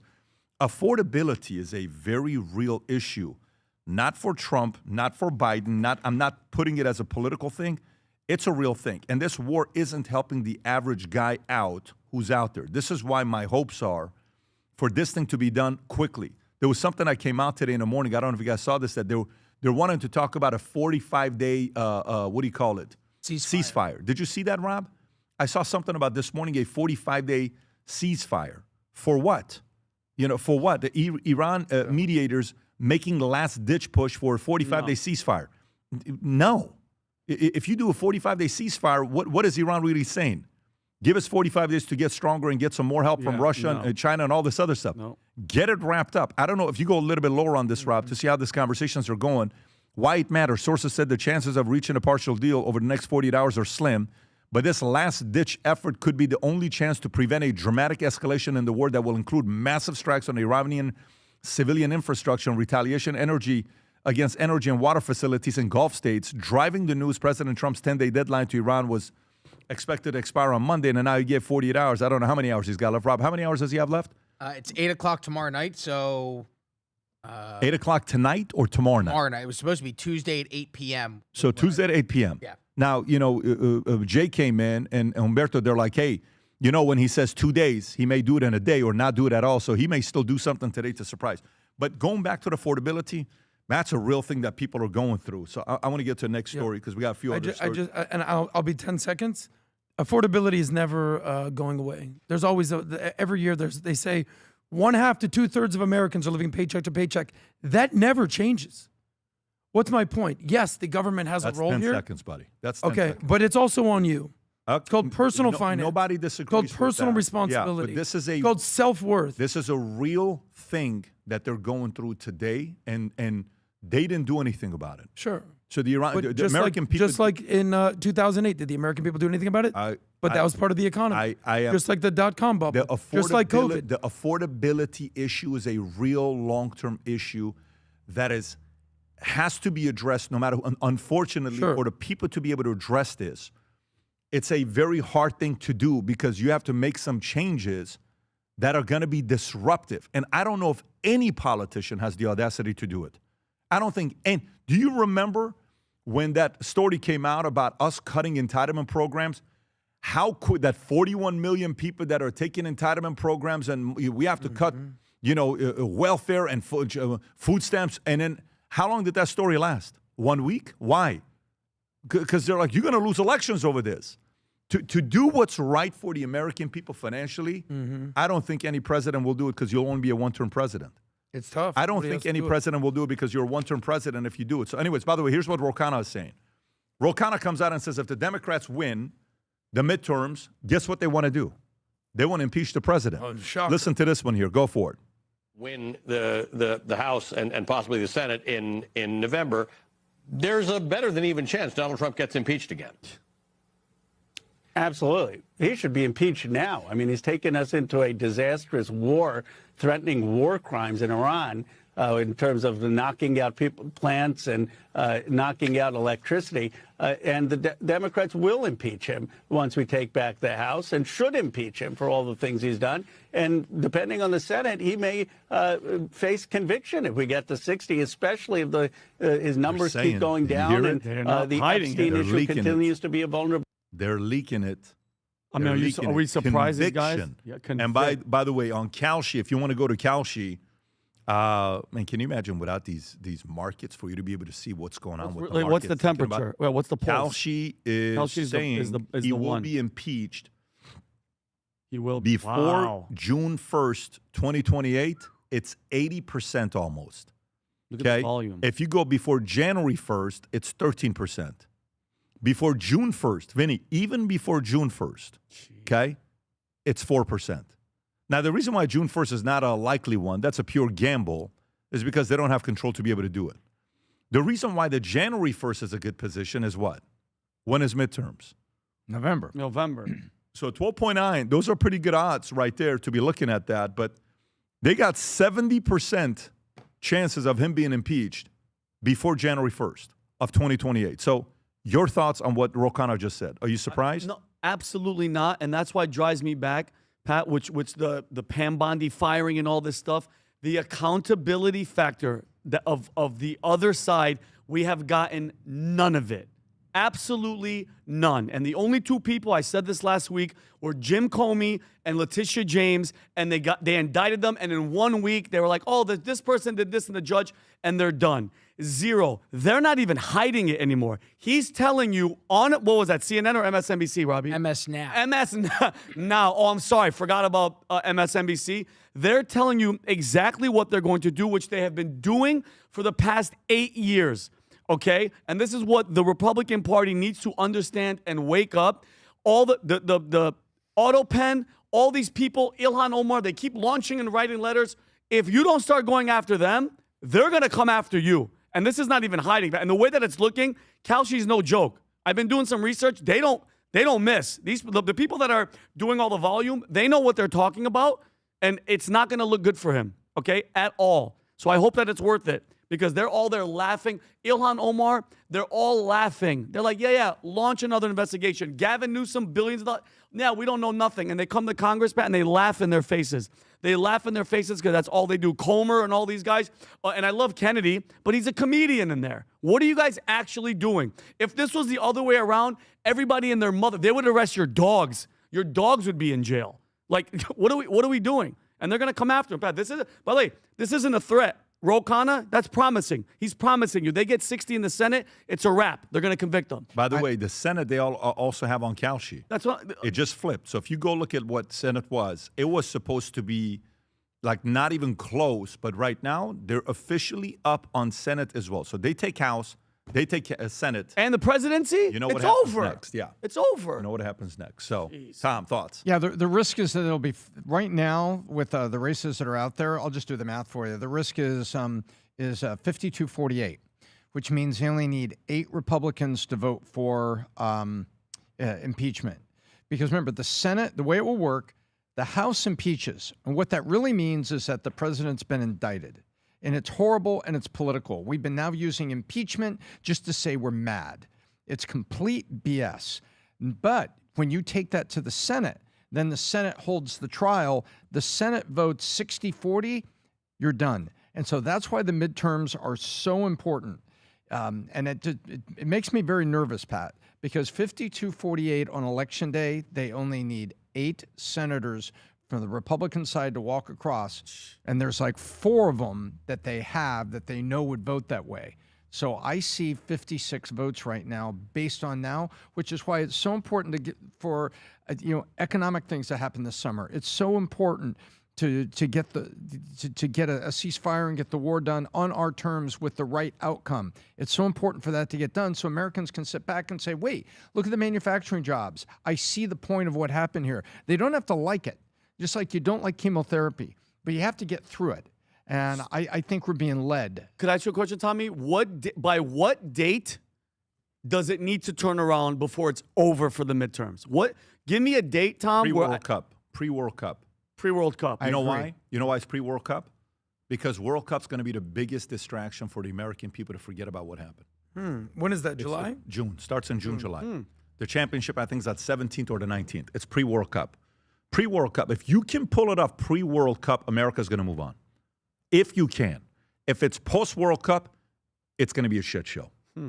So to me, whatever World Cup is, pre-World Cup, you have to be done with Iran. Got you. You have to be done with it. This is my opinion on what I think it's got to be pre-World Cup. So we'll see. We'll see what happens with that. Regarding the impeachment, look, there's one thing that's the guiding light of the far-left Democratic Party, and that is Trump derangement syndrome. There's 2 major things going on in the world right now. Tell me if you agree or not. That's shaping the world and shaping America. On one hand, you have hardcore Trump derangement syndrome. That people can't think straight. And on the other hand, you have Israel derangement syndrome, where they can't think straight. You want to free the people and you want to have social justice, but you're silent on the people of Iran. Everywhere you look, it's double standard, hypocrisy, double standard, hypocrisy. And then you get so emotionally triggered that when you see Trump, whatever he says or does, you want to do the opposite. And you want to know why I know this? Because it happened to me. I remember when I looked at Trump, I was like, I can't even make sense of what he's saying because I can't even hear the words he's saying. Guys, I'll say this to my core.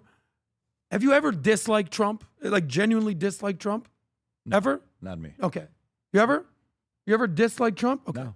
You ever hated Trump? No. Okay. I'm gonna be honest though. When he was on Apprentice, I wasn't like a fan. Like Okay. I would look at him like, oh, what is this show? You weren't about? a fan, but once he ran, you and what never they did to disliked him, or hated forget him, it. did no, you? no, I don't hate Let me anybody. tell you something. There was a point where I was like, oh my God, I was watching Russia every single day.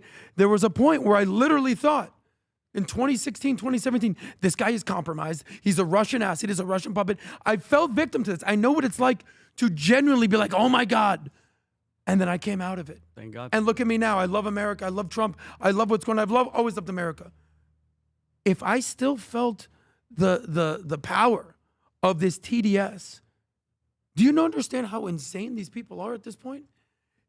But Adam, there's no coming back but from Adam, that. imagine these are That governors is their- and that senators is that their- have it that are going to go after him. Bingo. That's my point. That's scary. It That's not doesn't good. stop just because you're a regular citizen or you're watching on YouTube or whether you're a government official. Trump is in your brain. TDS is a real thing. IDS is a real thing. People can't act logically.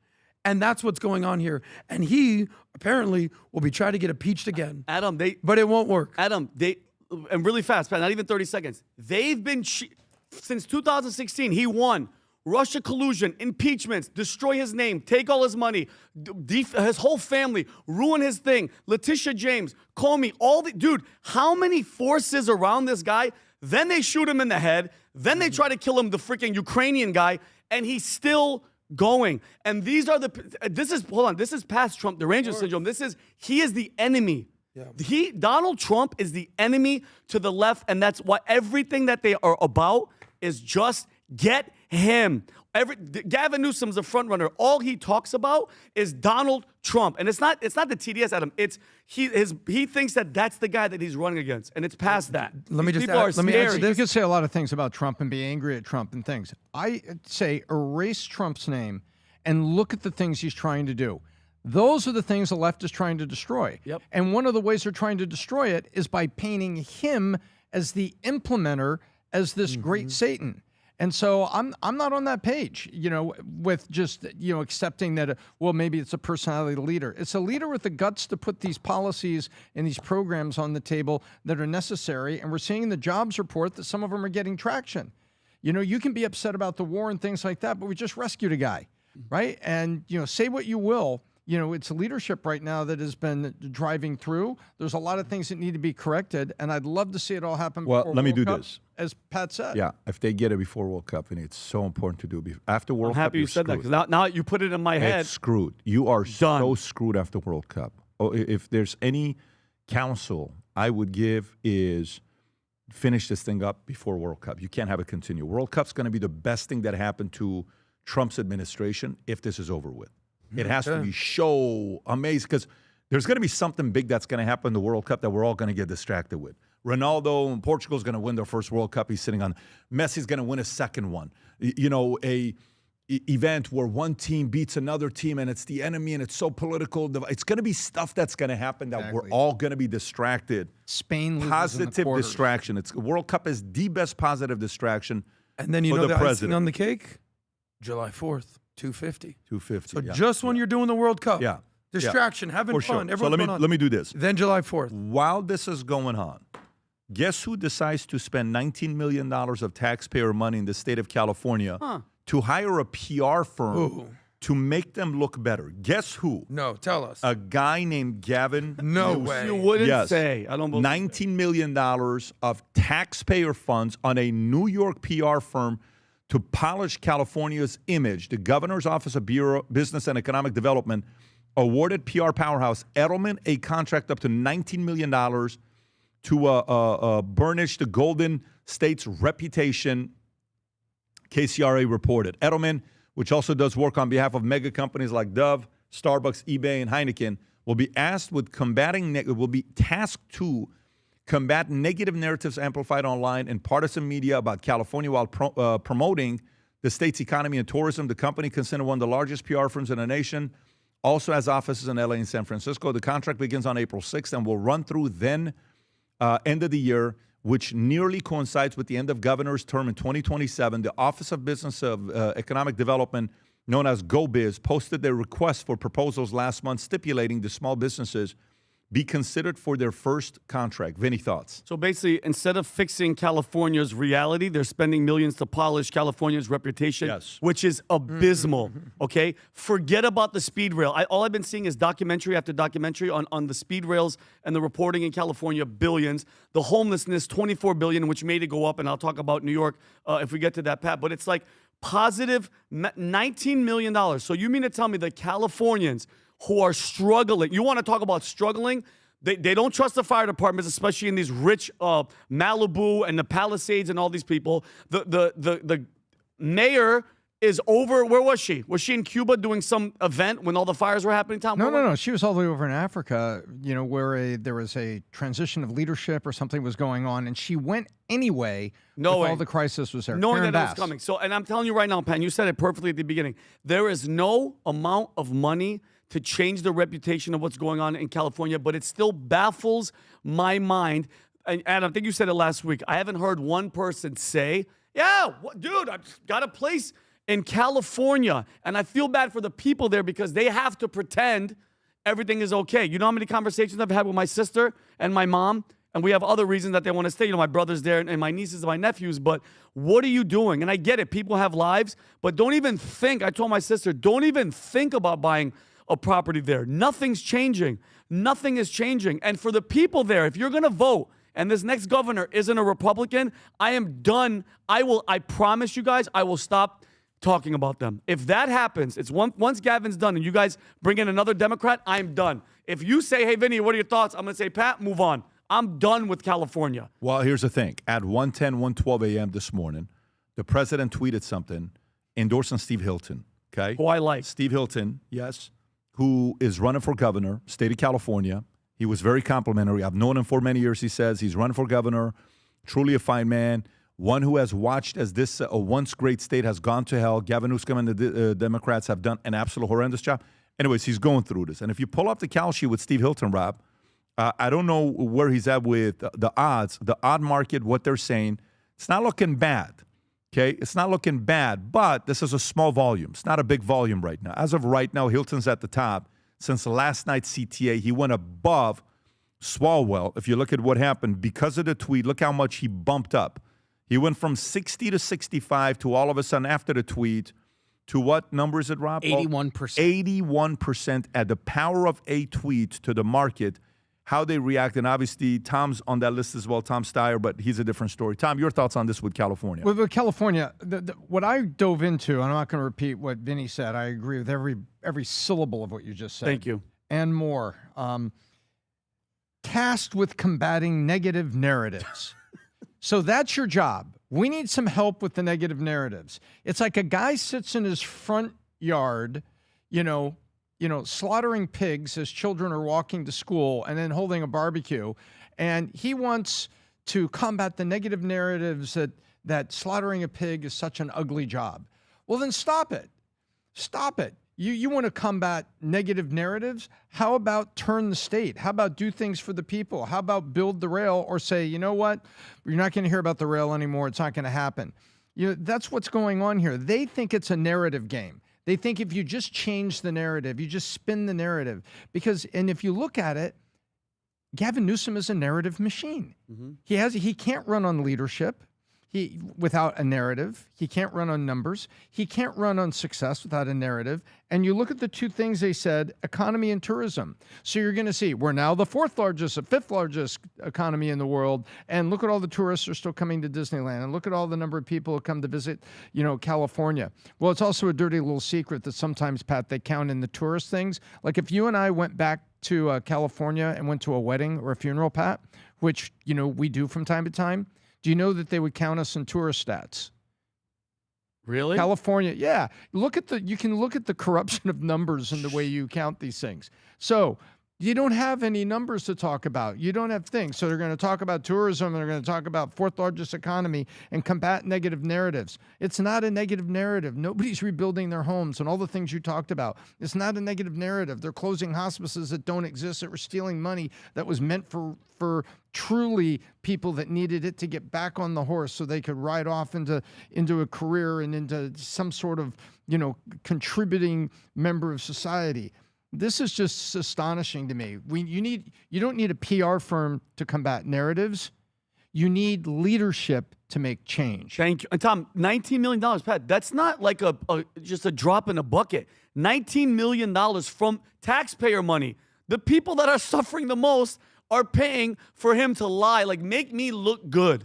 Make me like you have blood all over you. You've killed everyone. You're like, yeah. No, I didn't kill. Make me look like I like blood fell on me from the roof. No, you killed this person. Like, it just drives me crazy. And I hope this gets to people that are voting. They're man. only doing this for one reason, because this guy's running for president. They're not doing it for the governor election. Sure, They're doing it for presidential campaign. And Gavin is using the California's taxpayer money to fund this 2028 presidential election. Bingo. That's what he's doing with this, because the better California looks, the higher likelihood he wins presidency in 2028. Adam, thoughts? Look, I don't got a lot of love for California, but I'm going to give Gavin Newsom credit right now. He's an incredible politician. I'm just going to say it what it is. He says all the right things. He looks the part. He's a great communicator. He looks presidential, But then reality hits and you realize that it's just complete lipstick on a pig. Because as much as he's a great politician, he's one of the worst executors you can possibly find. He's an incredible governor. Horrible CEO. No accountability. They have the supermajority in California, so whatever he wants gets done. It's all looks and no results. And I respect that. Why get stuff done if you look like you're getting stuff done? Respect to you, Gavin with the good hair. It reminds me of this. You remember when I think she came to visit San Francisco, which is like a literal shithole? Sorry for cursing. Poop maps everywhere. And what did Gavin Newsom do, the governor of California? For that 1 week, San Francisco looked immaculate. You remember when they cleaned up the whole city? Oh, of course. They got rid of the homeless people. They got rid of the homeless people. Yeah, Xi Jinping was Xi coming Jinping shows up. Chinese flags everywhere. Bing, bing, bing. Ching, ching, ching. And then, there you go. Then she leaves. Back to corruption, back to homelessness, back to crime, back to rampant ridiculousness, back to the cost of living. But it was all lipstick on a pig. That's Gavin Newsom. You have no idea, Gavin Newsom, how much I respect that. Why act good when you can just pretend like you're acting good? It's incredible. He's one of the most gifted politicians I've ever seen. He's pretending that he's doing a great job. Respect to you, Gavin Newsom. Yeah. I think he's actually executed very well. I think he's executed, put to death opportunities for middle-class Californians. I think he's executed, put to death a sensible budget. So if you want to talk about true execution, I think he's doing a pretty good job. Yeah. It's one of those things where it's a great state to visit. You get in, you get out, and ain't nobody trying to live in California unless you have to. Let's go to the next story. By the way, the other governor in the gubernatorial race that is in Florida, James Fishback, that we had on the podcast, actually like some of the ideas that he had. He had a moment. Something happened. A guy approached him, and apparently he told him you should be lynched. I didn't even believe this story at first when I saw it, so I want to play this for you. By the way, he's doing a very good job going and shaking hands, so marketing-wise, he's good. But this was a terrible moment. Go ahead, Rob. Why is he not answering the question, bro? I'm happy to answer the question, dude. Did you smash? Was it missionary? Back shots? What was it? Listen, I don't want you ever speaking about women in our state like that ever again. I mean, I don't want you ever smashing girls, teenage girls, in our state ever again. So promise me, never smash a minor again. Why haven't I been arrested? I don't know. Why haven't I been arrested? I don't know. You should Why be hasn't lynched. Trump been? You should be lynched. I should be about me like lynched. that. I should be lynched. Yes, you should be Yo, lynched. About me like lynch that. all pedophiles. I agree. I will lynch every single Epstein criminal in this country. Start yourself tonight. Start yourself tonight, sir. Why haven't I been arrested? What does lynch mean? Hanging by a rope, like old, like. Was that guy black? He spoke to? Maybe there's different definitions for lynch. Am I the one that is confused here? Of a mob. Can you pull up the definition? There is to no kill way someone, especially by hanging for an alleged offense with or without a legal trial? With or without a legal trial. That's what they used to do in the South. So he said to the black guy, a black guy, you should be lynched? Unfreaking believable. Yeah. I didn't believe. Is this the end of it? I have no words for this. This is, you can't use that word. That is just the most horrifying word that goes back to the South and what happened to innocent people. You can't use that word. You can't say, oh, I meant like the old Rob, West. is this AI or is this, can you check to see if that's real? No, this is real. Check it to see if it's real. There's no way this is real. It's real. Are you positive? He definitely said that. Yeah, he said it. This isn't AI. No, that's real. What the hell is he thinking? Well, there's probably one thing on his mind. I think he got triggered because the guy came after him and what he said about He's young typically girls. He got very triggered. quick with it, right? You know, he's typically very No, he's quick good. with it. He knows but- how to speak, but like, what are you even? Where'd your Well- brain go? It's like the Michael Richards at the Laugh Factory. Like, what the hell are you doing? Oh, that Yeah. was painful. Well, that's where he's that going. man is a Yeah. bad person. Yeah. Bad person. Yeah. Bad person.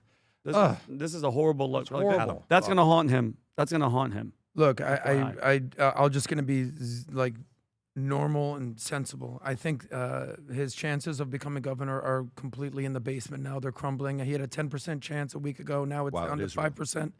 But bigger than anything, more than likely, we're about to have our first black governor in Florida history, Byron Donalds, who we know. And by the way, I like Lieutenant Governor Jay Collins. I'm just not sure of his chances right now. But the most likely governor is going to be Byron Donalds. And James Fishback is trying to take Byron Donalds' job. And here you have a black man who's a capable person endorsed by Trump, says and does the great things. Some people might disagree. So a lot of people agree. And now you're going to announce your candidacy and try to basically tax women and do this whole thing he talks about. And then he's allegedly has these stories with his women. But you're going to look at a black man who supports Byron Donalds, I assume, and tell him you're going to be lynched. This is not only the end of his governor chances, this might be the end of his career. Who says that to a black man? Lynched? Are you kidding me? And then it shifts it and goes, I'm gonna do it to every single Epstein. What do you Listen, talk? you can No, have you're all not. the greatest talking points. You can have all the How debate old is he, Rob? statistics. How old is he?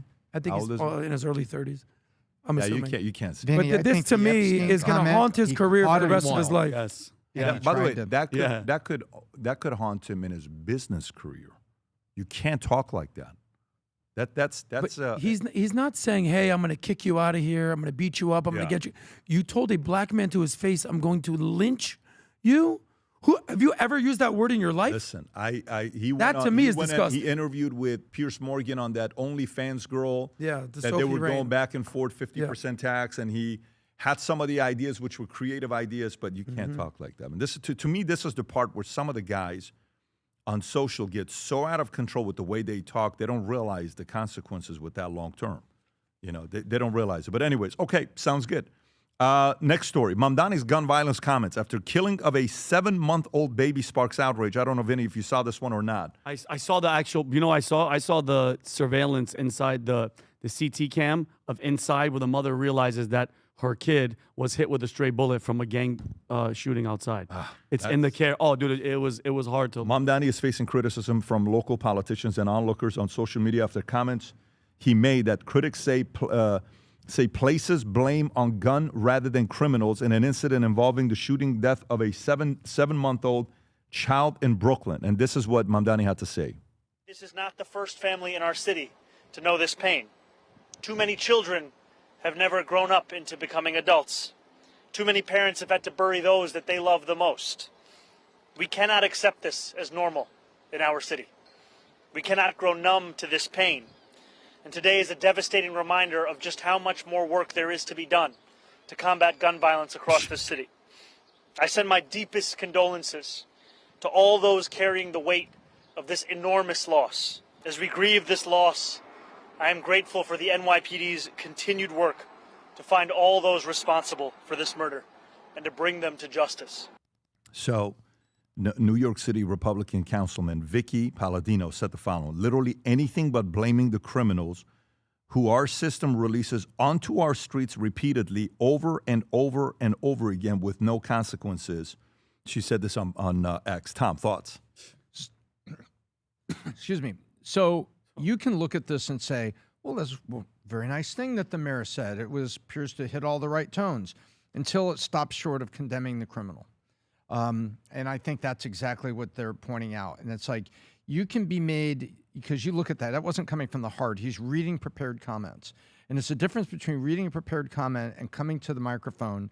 And if you look in the history, people like, Andrew Cuomo were just phenomenal. Ronald Reagan were phenomenal. Clinton, of coming to the microphone and being able to speak from the heart about things. He's sitting here reading prepared comments that leave out, why is this happening? And what are you doing about that? He praises the police. That's a good thing. He gives condolences to the people that they're lost. That's a good thing. But the city councilwoman, she's right. He stops short of, condemning criminals, because that is not what the Democrats, or especially a Marxist, are in the business of doing. Tom, this is the same guy that went to the hospital to visit the crazy person that ran after a cop in an apartment with a knife, and the cop shoots the crazy person. Mamdani doesn't visit the cop; he visits the crazy guy with the knife in the prison, in the hospital. So this is on brand. This is 100% on brand. This is, by the way, he's not blaming the gangster. He's not blaming the. By the way, we don't know the immigration status of these people. This is the guy that that loves defunding the police and doesn't give a damn about New Yorkers. This guy, out of all of them, Pat, the smile that he does. You want to talk about the Trojan horse? It's him. It's this Mamdani, and it's the beginning. And shame on him. Shame on you. It's not the gun. They would have stabbed each other. This is New York, bro. If they want you dead, they're gonna kill you. Okay? And if there's any bystanders, you're gonna get it too. So I think it's shameful that this guy doesn't even have the decency to say, hey, listen, God rest the soul of this poor 7-year-old kid who was shot. And I saw the video. It's freaking disgusting and it's horrible. The mother lost it. Obviously, you knew what was gonna happen. But the gun. Doesn't mention the gangsters, doesn't mention where they're from or what the hell they were doing, what they're doing drugs. Was it just a turf thing? Shame on him, bro. He cares more about the freaking criminals than he does with the law enforcement or the deceased. Plain and simple. If it was a drunk white guy, you would have heard about his race. You would have heard about 1,000%, Tom. Adam. Well, New Yorkers love him. Straight up. We're obviously very critical of Mamdani on this show. But this is exactly what they voted for, and this is what they want. They're going to get it. So do you know Mamdani's favorability ratings in New York? I want to say he's above water at least a dozen points. I want to say his favorability rating is somewhere around 48. And unfavorable rating is in the low 30s, which puts him at probably around plus 15. Rob, you could fact check that. Here's the reality. New York, there it is right there. He's loved by Democrats, especially progressives. He has a net favorability of somewhere in the double digits. This isn't the modern day New York, whether we like it or not. New York is no longer the home of capitalism. New York is no longer, if you can make it there, you'll make it anywhere. It's no, get free stuff, rent control, rent freeze, tax the rich. We have to stop pretending that this is the New York we've always known. The modern day New York is crumbling, and they're electing progressive, communist, Islamist mayors, and you know what, Vinny? They love it. They want more of it. He's the highest rated Democrat. He's the face of the Democratic Party. This is the modern Democratic Party, especially in New York. So do they care if some random baby got killed? Of course not. That's not their concern. They want to tax the rich. They want to eat the rich. The new New York, you want to know where the new New York is? It's called Miami Brickell, Miami World Center. Because this is where reality lives these days. You can keep the progressive fantasy land up in New York and in California. So let me get to the next story. This next story, none of you guys marked off. I want to go to, and I think it's something we should talk about. The young couple choosing financial freedom over having children. Telegraph story on page 20 if you want to go to it. So Allie and Charlie Higgins, Rob, you got a clip on this one, I believe, right? Are simply not willing to give up the financial independence they have, spend years building to have children. Allie, 33, a recruiter for Uber, and Charlie, 37, works for a technology company. The couple moved to U.S. Moved from the United States to Amsterdam for work 4 years ago, and have built up a combined household income of $210,000. What is it? Is that what is that, Tom? Is that pound? These are pounds. Okay, pounds. In the last couple of years, we've created a lifestyle that we've enjoyed living. We saw. Is this it, Rob? It is. Okay, just play the clip. Go. I can't play a 4-minute clip, Rob. She gets to it right off the bat. Okay, go for it. Cannot have a single alcoholic drink. They cannot go out. They cannot have any fun. No. I think we have to get our ducks in a row here, though. And one of the things that I notice, if you open any newspaper, bar The Telegraph, bar GB News, they portray family and motherhood as a complete negative. They say it ruins your looks, it ruins your finances, nothing's going to be the same again. But actually, we have to look at the economic side of it. So this is not them, Rob, in the story. Workers, we No, need this is children. reporters. We Oh, okay, have it's okay. I the can skip lowest this. I thought they were speaking. So the couple are part of a growing group of so-called DINKs, which stands for double income, no kids. While the term was first coined in the 80s, it has surged in popularity on social media in recent years, while couples posting online about the disposable income laws and how challenging it is to live today financially. So there are 4.1 million sinks in America, single income, no kids, and DINKs in the UK, according to insurance provider Legal in General. Fertility rates in UK, England, and Wales are languishing at their lowest level since record began in 1938. We know what the number is right now. They're at 1.41, okay? And 2.1 is replacement. We're at 1.58. They're choosing financial freedom over having kids. Tom, there's hundreds of stories like this that we see. How do you process this when you hear stories like this? So I go back and I look at the truth. I think, Pat, this could be something you do a deep dive, one of your how-tos on, and go into the data. Because it'll show you that historically speaking, in Western civilization, it's the affluence of society that leads to people having less kids, not long-term. I'll talk about long-term for society, not simply wars or affordability. It's not. They can find people that'll say it's this, but on a macro scale, Pat, when you back up and you look at a society, as that society becomes affluent, less kids come out of that society. I saw last week a poll that said it was like 55% of people surveyed, why don't you have kids?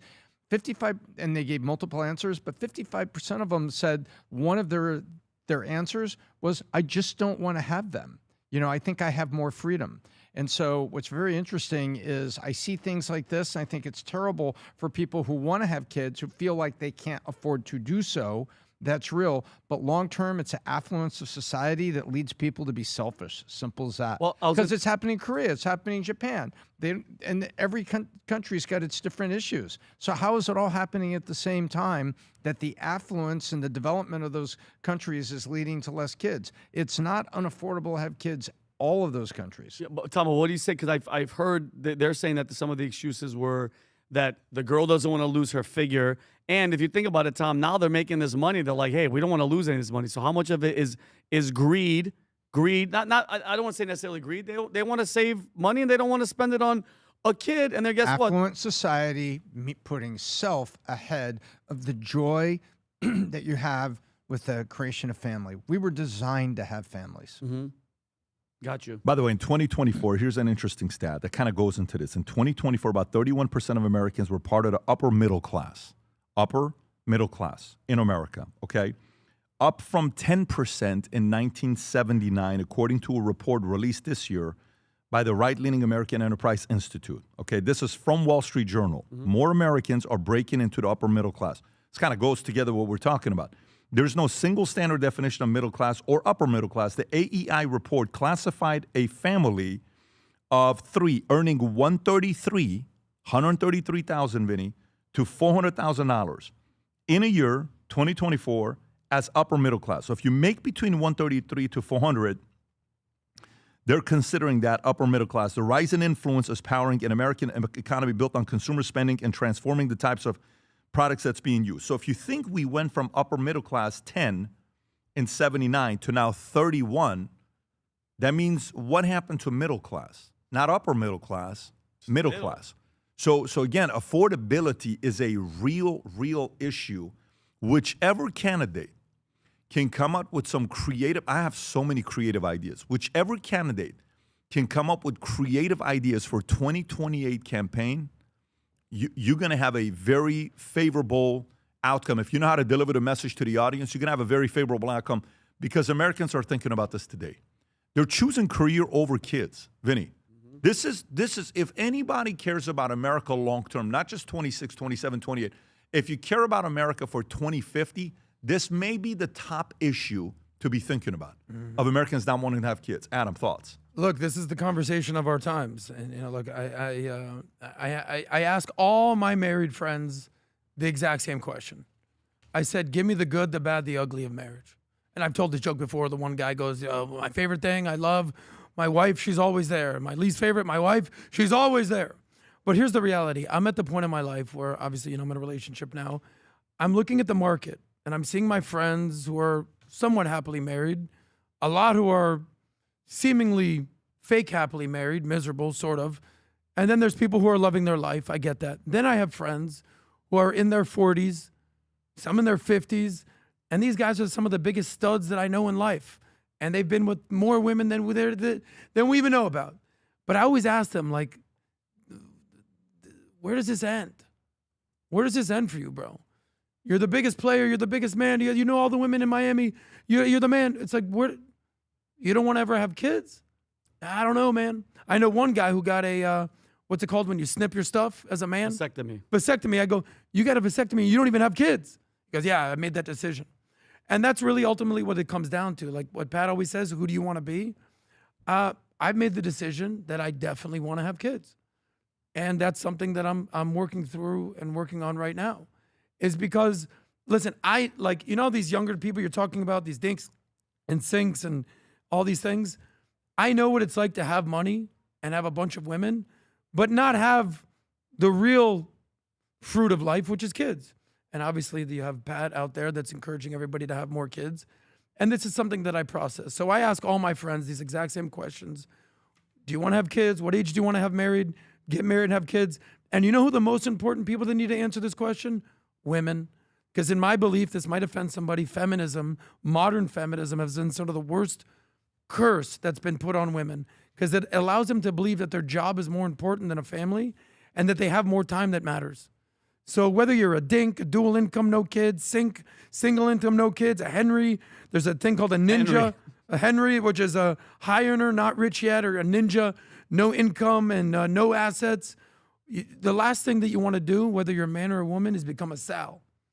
Single and lonely. It's the last thing you want in life. So figure out who you want to be and solve for that. There you go. By the way, the best thing you can do in your life, find the right person, have as many kids as you can have. It's the best thing you'll ever do in your life. Nothing comes close to it. Nothing. Yesterday, Mario and I were at the house with Barbie. We're having conversations.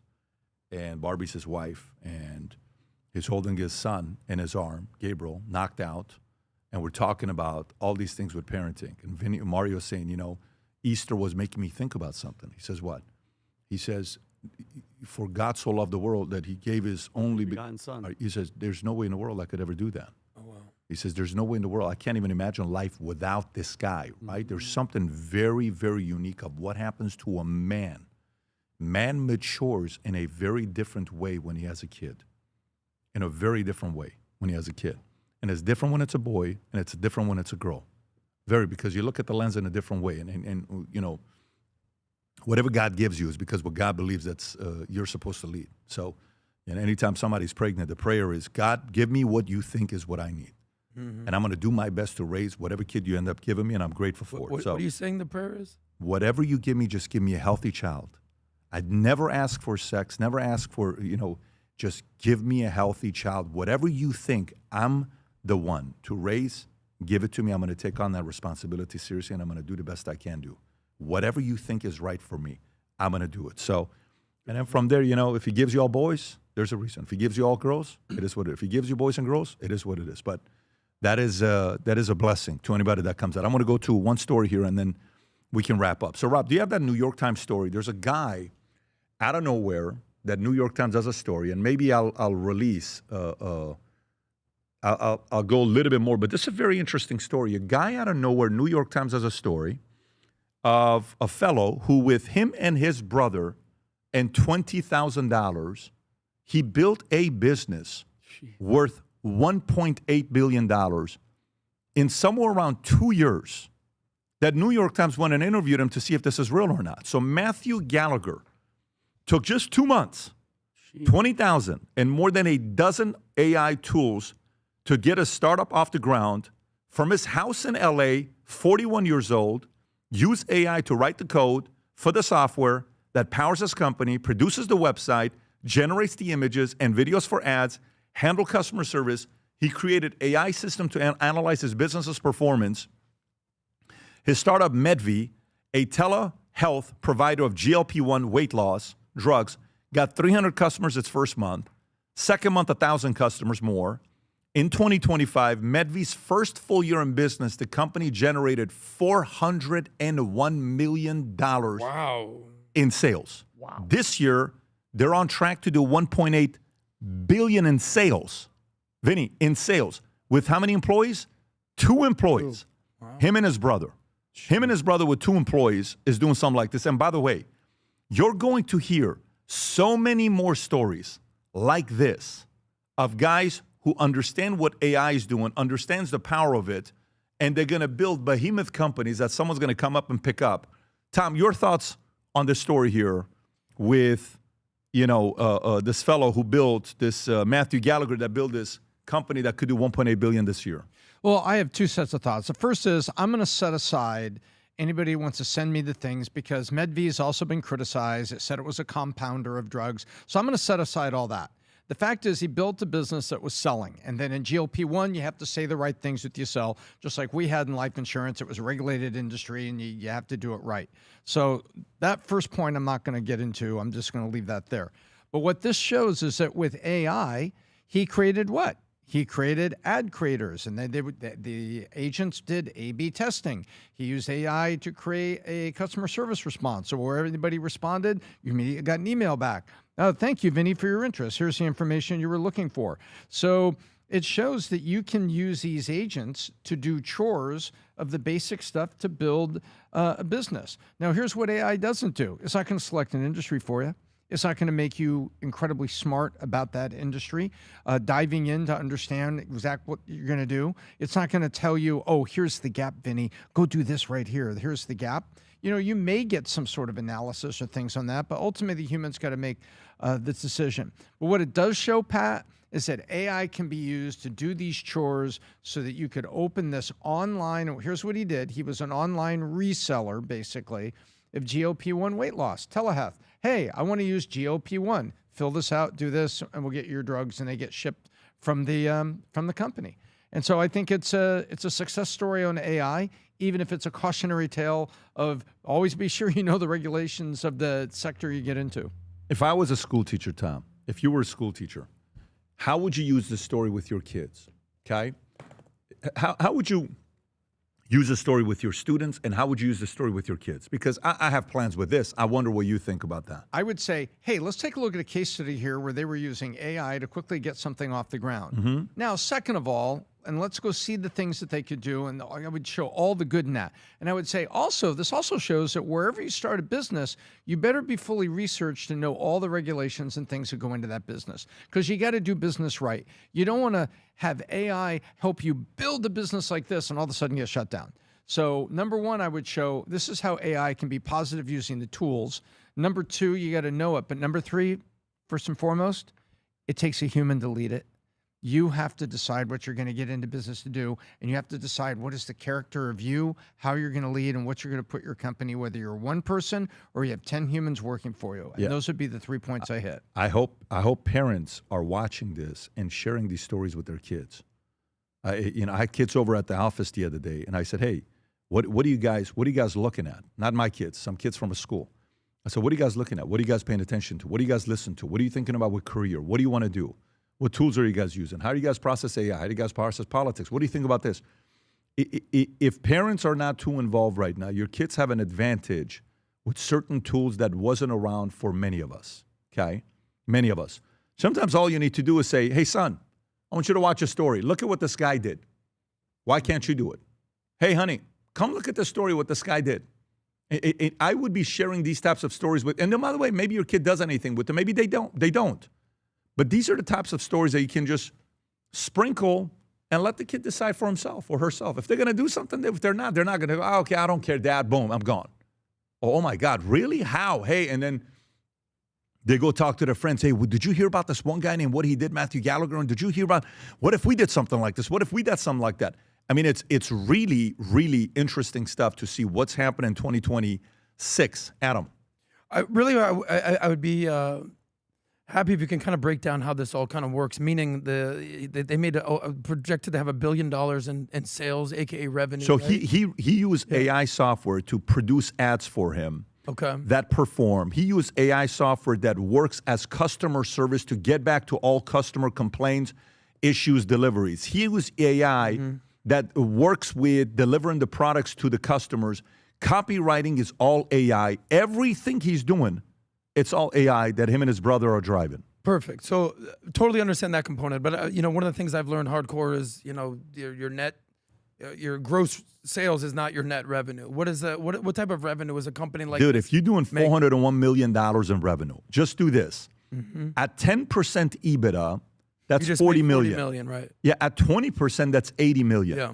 I'm going to say it's probably in the 20% range. Gotcha. So if he does $1 billion, his net revenue is $200 million.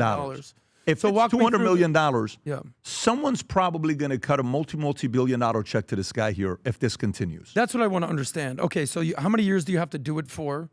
And then A buyer may come in and they may buy this company at the valuation of 2028.